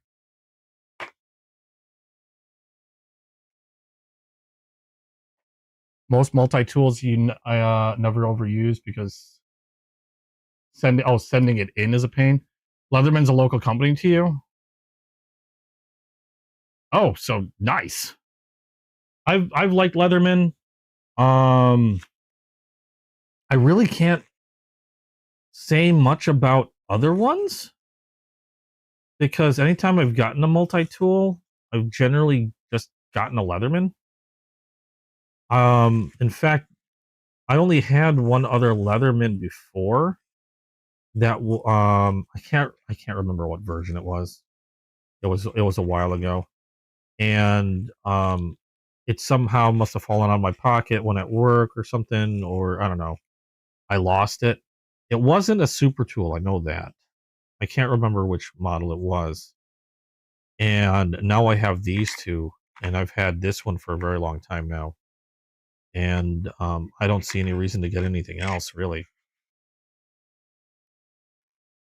It's got everything I could think of needing. It's got more than I've ever needed to use. Not like I had to saw down a tree or anything recently. But I mean, and I love how this locks up. It's got a nice lockup, and that blade is sharp as all get out. But got a nice lockup. I love that the locking system they have for this, and it's just got everything I could need aside from like torque bits. The only downside is this thing does weigh a ton. I mean, in comparison to a lot of other things. So it's all dependent on like my situation.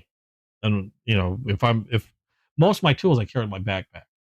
And I work primarily on PCs, so I have smaller tools for that. That Leatherman's like overkill for PC work. Yeah, you definitely get what you pay for them, I think. I think I've heard some people complain about some of the newer ones, but I can't really speak for them. I haven't I don't know. Like I said, I've had these for a while. And now I have empty boxes that I can put away somewhere. You can go in there. So those were all the new knives I had. I managed to even customize another one, which I'm excited and happy to do. Did you guys? We've still got like half an hour. Do you guys have any questions on, I don't know, my collection, um, maintenance on knives, like what I do? I've done. I mean, I've gone over that quite a bit, and like how I oil my knives, how I sharpen my knives. Um, I've shown you guys some of my favorite knives. Trying to recall where all these knives are so I can put them back in their respective spots. Your mother's a manager at Big Five. Gets ooh, nice discount. If you ever see a knife on sale you want, you just, well, there you go. Oh well, damn. I might have to hit you up for some of those deals. A lot of the tools I have, like I said, I work on PCs, so I have much more, I guess, delicate tools for PCs, and I have an electronic set that I keep in my backpack. That works really well. Yeah, I'm kind of the same way. I have a tendency to like, especially with my work bag, I carry a lot. I'll usually have my Leatherman in there. I have two different types of electric screwdriver sets. One more standard size, and another one that's like smaller for like I said, for like PCs and stuff. I'll usually have, because I have more than one of these. I carry one of these fresh in the backpack. For quick touch ups if I need to touch up a knife. I've demonstrated how I carry, which I know some people find ridiculous. Where's my hot pants? So typically, what I would carry on any given day would be something like this. Imagine I'm wearing these. Don't imagine too hard. And on any typical, I'm trying to find a place where I can put like half this stuff. On a typical day, I will carry something like this. But that's not it. I've got my Spyderco Sage 5. That'll go in my pocket, like right there. And then I will have something like this. This is the Sodbuster Jr. my girlfriend got for me. I carry this actually quite a lot, mainly because she got it for me. That'll go in the pocket. And then sometimes I'll carry something like, where is it? It's on my EDC tray. Something like this as well. Usually something a little smaller than this. This one's small enough. Where's another one where's the other one that I carry? There's this mini little Main Street from Concept. Sometimes one of these. And this will go in my fifth pocket, my watch pocket. This is a little bigger. Sometimes I'll carry this. If I know I'm going to a place that has really restrictive regulations to knife size, because then I can throw these into the car, but I can still have something like this with me because this is a much smaller blade. This one's a Cold Steel Tough Light. And it's like a 2-inch blade, roughly 2.5-inch blade. And that'll end up, I'll end up using that if I know I'm going someplace weird. I generally tend to avoid places like that though. Or I have like mini trappers and mini docks, something like this size, that'll just go right in there too. And that'll go in there. At any given moment, I'll have anywhere from 2 to 4 knives on me. It's not that I'm trying to prepare for like every possible outcome. It's part of it is okay. Part of it is I like I said, my traditional knife will do most of the cutting work. Okay, this will do most of the work throughout the day if I needed to cut a lot of stuff. My modern knife comes out if one of my hands is preoccupied and I can only use one hand to pull my knife out, or in an emergency, because these are nice and quick to deploy. And also because most of the work is being done with this knife, my modern tends to stay rather sharp, razor sharp. And then the little tiny knife, like I said, is in case I have to go to somewhere that I can't carry these two and I got to throw these into my glove box. Or I'm in a situation where somebody, like a buddy of mine or somebody I don't know, is like, oh, I really need a knife to do something. Well, you know what? Here's this. I sure as hell ain't going to give him my other knives. But I don't have a problem tossing something like this. Okay, there you go. You can use that. It's very capable.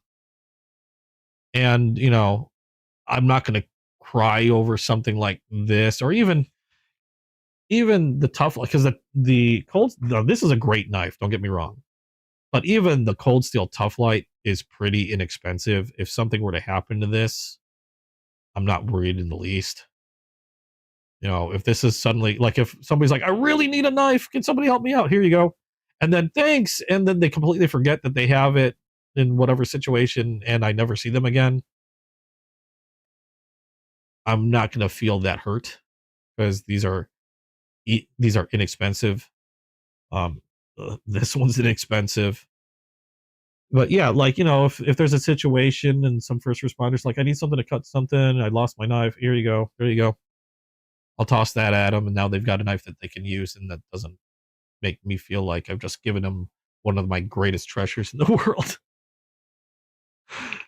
So there you go. That's a lot of the reasons why I carry I might carry a knife in my fifth pocket. I don't always have one in my fifth pocket, because I also have a knife that's attached to my keychain that I almost always forget about. And where's my keys? I also forget the fact that I have keys. I forget where I put them. I kind of dumped them somewhere because I was doing something, and now I don't know where I threw them. But I actually have a small itty bitty knife attached to my keys that I tend to forget it's there. I don't know where they're at right now. I've completely lost my keys. But that's another. So yeah, like 4 knives that end up being on my person, that, you know, anywhere from 2 to, no, actually, technically, since my keys are with me, anywhere from 3 to 4 knives are on my person at any given moment. Okay, now I'm a little nervous. Where the hell did I do with my keys? Crap, damn it. Oh, they're somewhere. As long as I didn't mail them out somewhere, that'd be great. Oh, found my hat. That's good. So yeah, I tend to carry a lot with me. And it's not even for trying. I just happen to have a lot on me. I just realized there's a lot of case tissues around here too. Good grief. And I really should figure out what I did with my keys. Well, granted, like, you know, the fifth pocket knife is really tiny, because I want it to be able to just fall in there.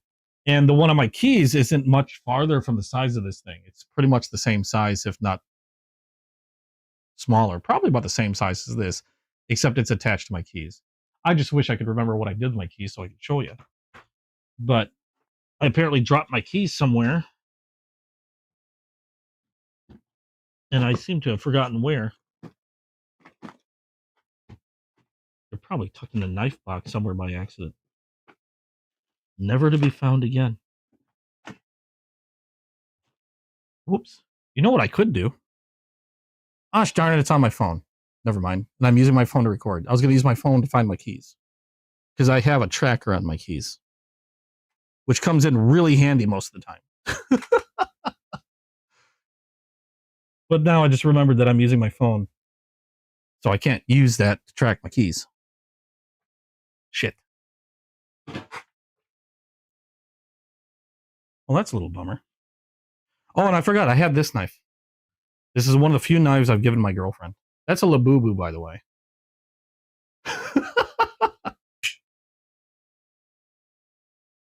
We were talking about Labubu earlier. But she's got her own Labubu knife that I bought for her.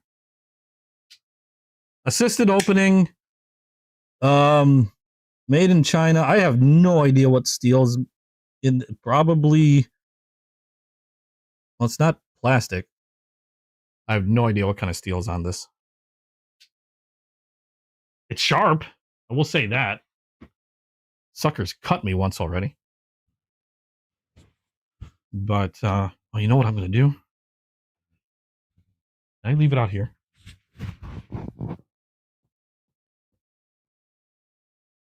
I don't know where my knife went. Or not my knife. Okay, so it's not there. Shit, don't know where I'm at. What the hell did I do with my keys? Oh well. I'll find them eventually. I know I will. Burn it. Do you want to see what a Labubu looks like other than that little picture? I'm going to show you my Labubu. Okay? And you're going to see why it makes me laugh every time I see it. Is my girlfriend bought all these outfits, and the intent was to make this Labubu look kind of like me. So she bought these neat little outfits. I used to be a photographer. I wear glasses. Came up with this.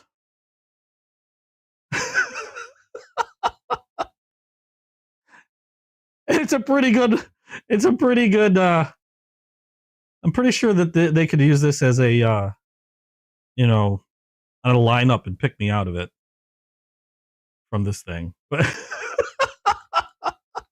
that's how this one's dressed up. This is technically my Labubu. It's the only one that I've got because I was trying to win her Labubus, and she thought it would be cute to have for me to have one of my own. But yeah, there's a bunch of these sitting around. If you guys are familiar with Squid Game, she dressed this one up as a squid. I don't know why they all have glasses. Are they all blind? I don't know. But this one's got a Squid Game uniform. Squid Game was an awesome series, by the way. That's just two of them that are in there.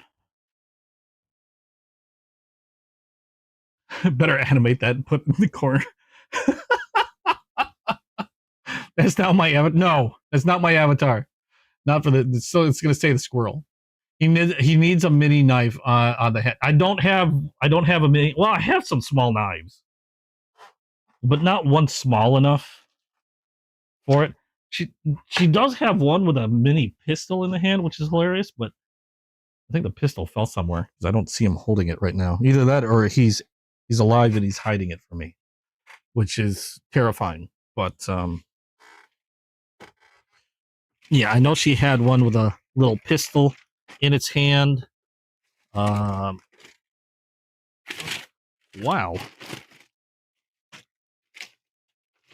I really don't know what I did with my keys. I am confuzzled. How did I so easily lose my keys? Well, I know how easily I lost my keys. I easily lose everything. But, poop.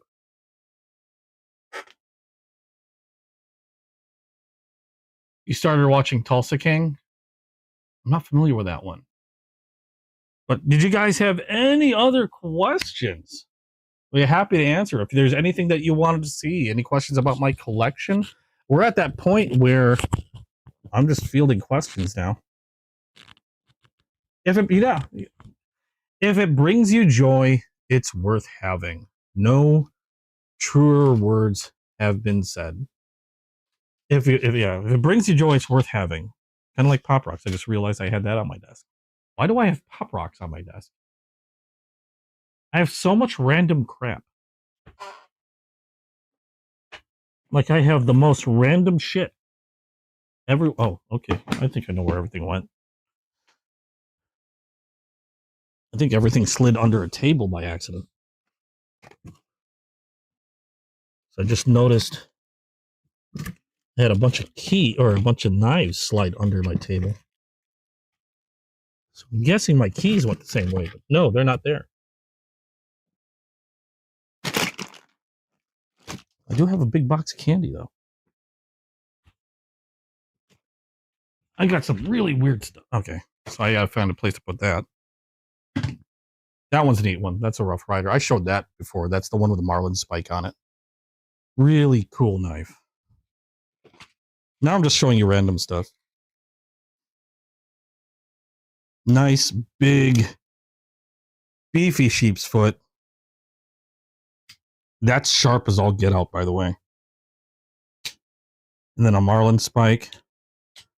Now, if you don't know what a marlin spike is used for, these were used to actually loosen knots in ropes.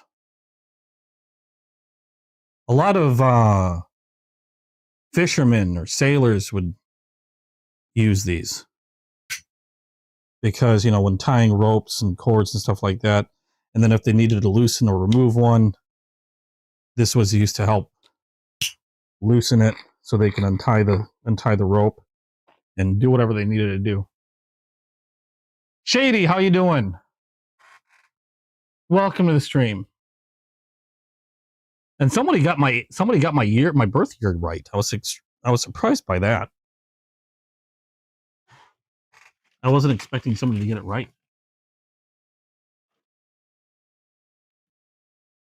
But yeah, if you have any questions,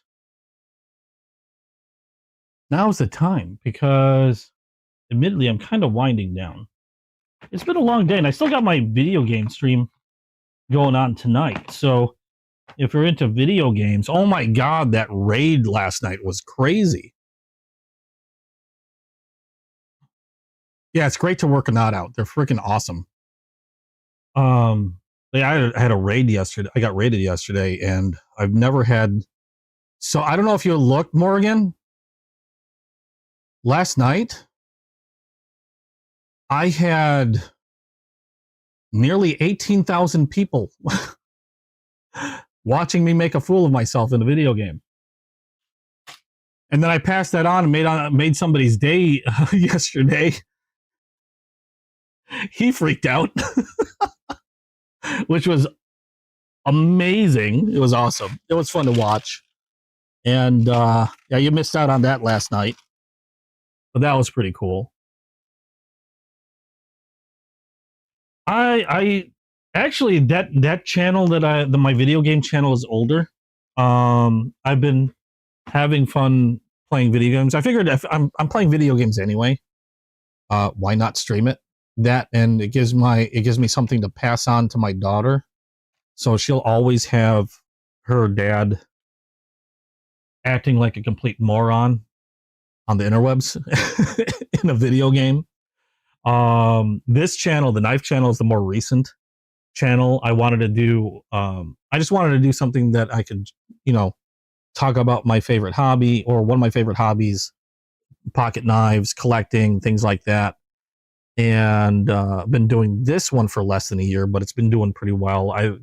I'm shocked and surprised by how quickly it's actually grown. It's not huge, but I mean, I never expected like this much of I never even really expected this much of a reaction. But I'm ecstatic. I'm glad people are enjoying. Oh, it's gotten to the point where I just put an order in, and I completely forgot to mention this. I'm not sure how I'm going to do this yet, because most of my stuff, if I do anything, I've done auctions on Whatnot. You know, I've sold on Whatnot. But one of the things a lot of people have been asking about are stickers. I just put an order in for EDC Squirrel stickers just a day or two ago. So I've already approved the proofs for it, and I should be getting them within the next week or two.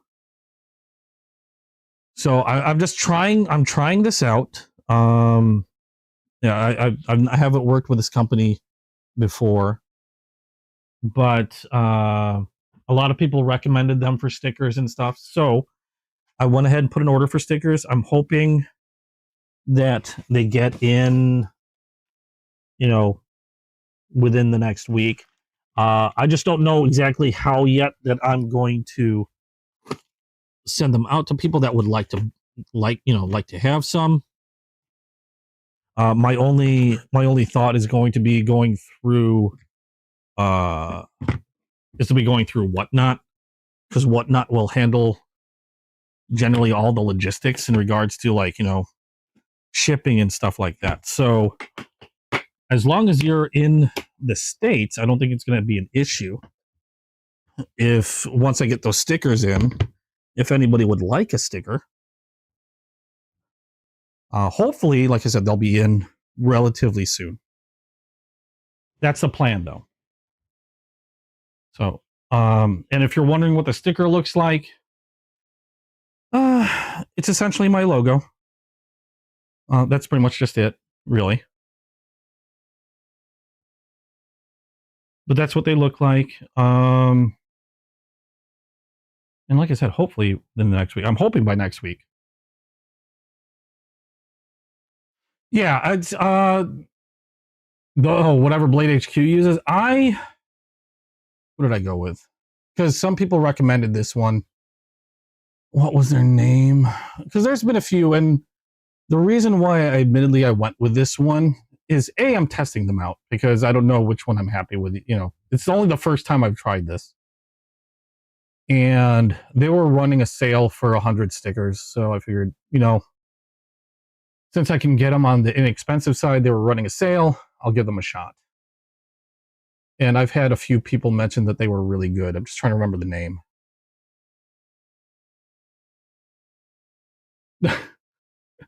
No worries, Mike. I'm just glad I can. I'm just glad I could help some people out. People have shown me a ton of love. You've got to share it. Give back, and it's fun. The community's been great. Both this community and the gaming community. Which is the one? Forgot their freaking name. Good grief. I'm going through my email now to see if I can remember what the hell the name was. Where'd they go? Wow, I've got a lot of junk mail. Stop adding mail. I'm trying to look through my shit. Where'd it go? Actually, when did I order? Sticky Brand. That's the name of it. Sticky Brand. And I just went with basic vinyl or whatever it is, stickers, and I did a round. So the logo that you see for the EDC Squirrel channel is essentially what the sticker is going to be. So hopefully those will be available soon. I don't know how, like I said, I don't know. Oops. I just flung a little knife somewhere. I don't know when or how I'm going to do it quite yet. Hopefully I can figure that out relatively soon. And then if anybody's interested in having a couple stickers, I will make those available as soon as I figure out how I'm going to do it. I do know that I'm planning on sending a bunch to Chasing Blades on Whatnot because they've been amazingly awesome to me, and I'm going to send them a good handful so that way they have some they can like distribute or whatever to anybody that might want it from their channel. So I don't know if you hear me. I'm still digging around because now I'm like really trying to figure out what I did with my freaking keys. But yeah, I'll be tossing a few at Chasing Blades. So that'll be fun. Let me see. I'm going to try to do something. Oh, crap. Nope. It's not going to work. Okay. Never mind. You're a graphic. Do I need any work? No, Not at the moment. I appreciate the offer. I tried to keep it pretty simple. So, but I will look you up if I do need more. That'd be cool. Hey, Thomas, how you doing? Welcome to the stream. But yeah, so that's some of the stuff that's coming up for the channel. I'm trying to think of any other news. I'll probably still be doing another. Like I said, I don't have much new stuff. I don't expect a lot of new stuff coming in for at least the next couple weeks. But I still plan on doing another live anyway, come next Saturday, because these are fun. I'm enjoying them. I like talking with you guys. You know, I learn a lot in chatting with you guys. You guys, especially when you guys mention new knives, you know, brands that I've never heard of, things like that. You know, it just opens up my world, and I hope I'm doing the same for some of you guys when I show you either new knife or, oh my god, I just dropped something, or, you know, something from my collection, things like that. I don't know if, I hope I didn't miss any questions. Oh, how did you find a possum? I don't know how you found a possum. It was late night and you were just searching live folks.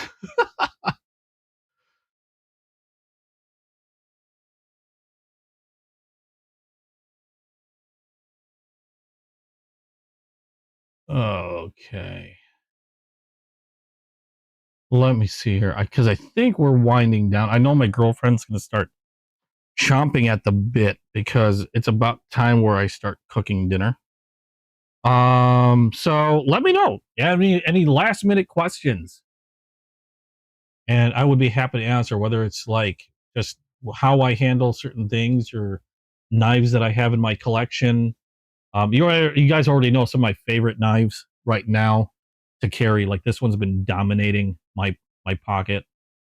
I'm trying to reverse flick left-handed. It's not working. I don't want to kill myself. I'm severely right-handed. My left hand needs to be told what to do in very, oh my god, in very descriptive terms. But this one has been dominating my pocket lately. As far as like traditional knives, I still can't recommend these more. The Crossroads, absolutely amazing. Oh, Salamat po. Happy to be on. For everyday use, hard to beat a spider coat. You know what? It took me a while to finally get one, but now I understand why you guys like them so much. Is they're just amazing use, you know, using user knives. Another reason why I like the case as well.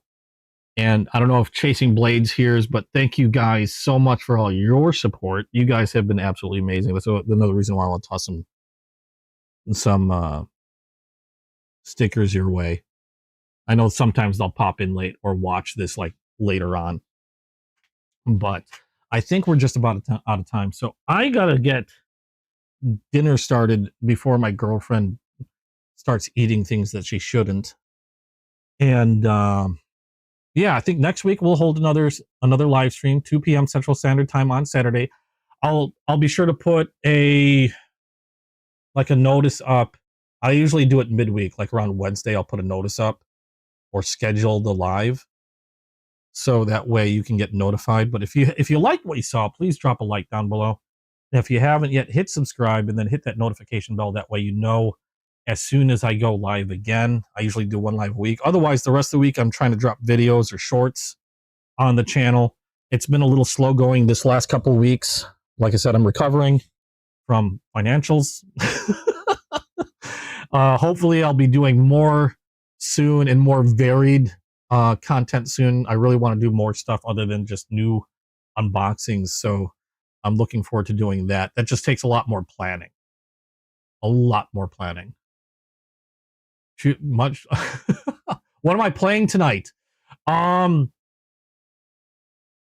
I don't know yet. My plan was there were some demos that I wanted to take a look at, but I don't know how long the demos are. Some of them are kind of short.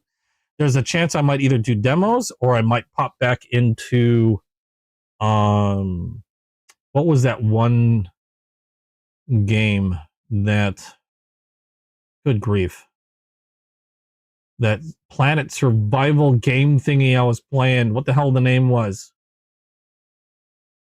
Star Rupture? It could be anything. It could be Star Rupture, it could be a bunch of demos, or it could be Arc Raiders. I have no idea. Or like I plan on doing Battlefield 6 tomorrow. I know that at 9 p.m. Central Standard Time.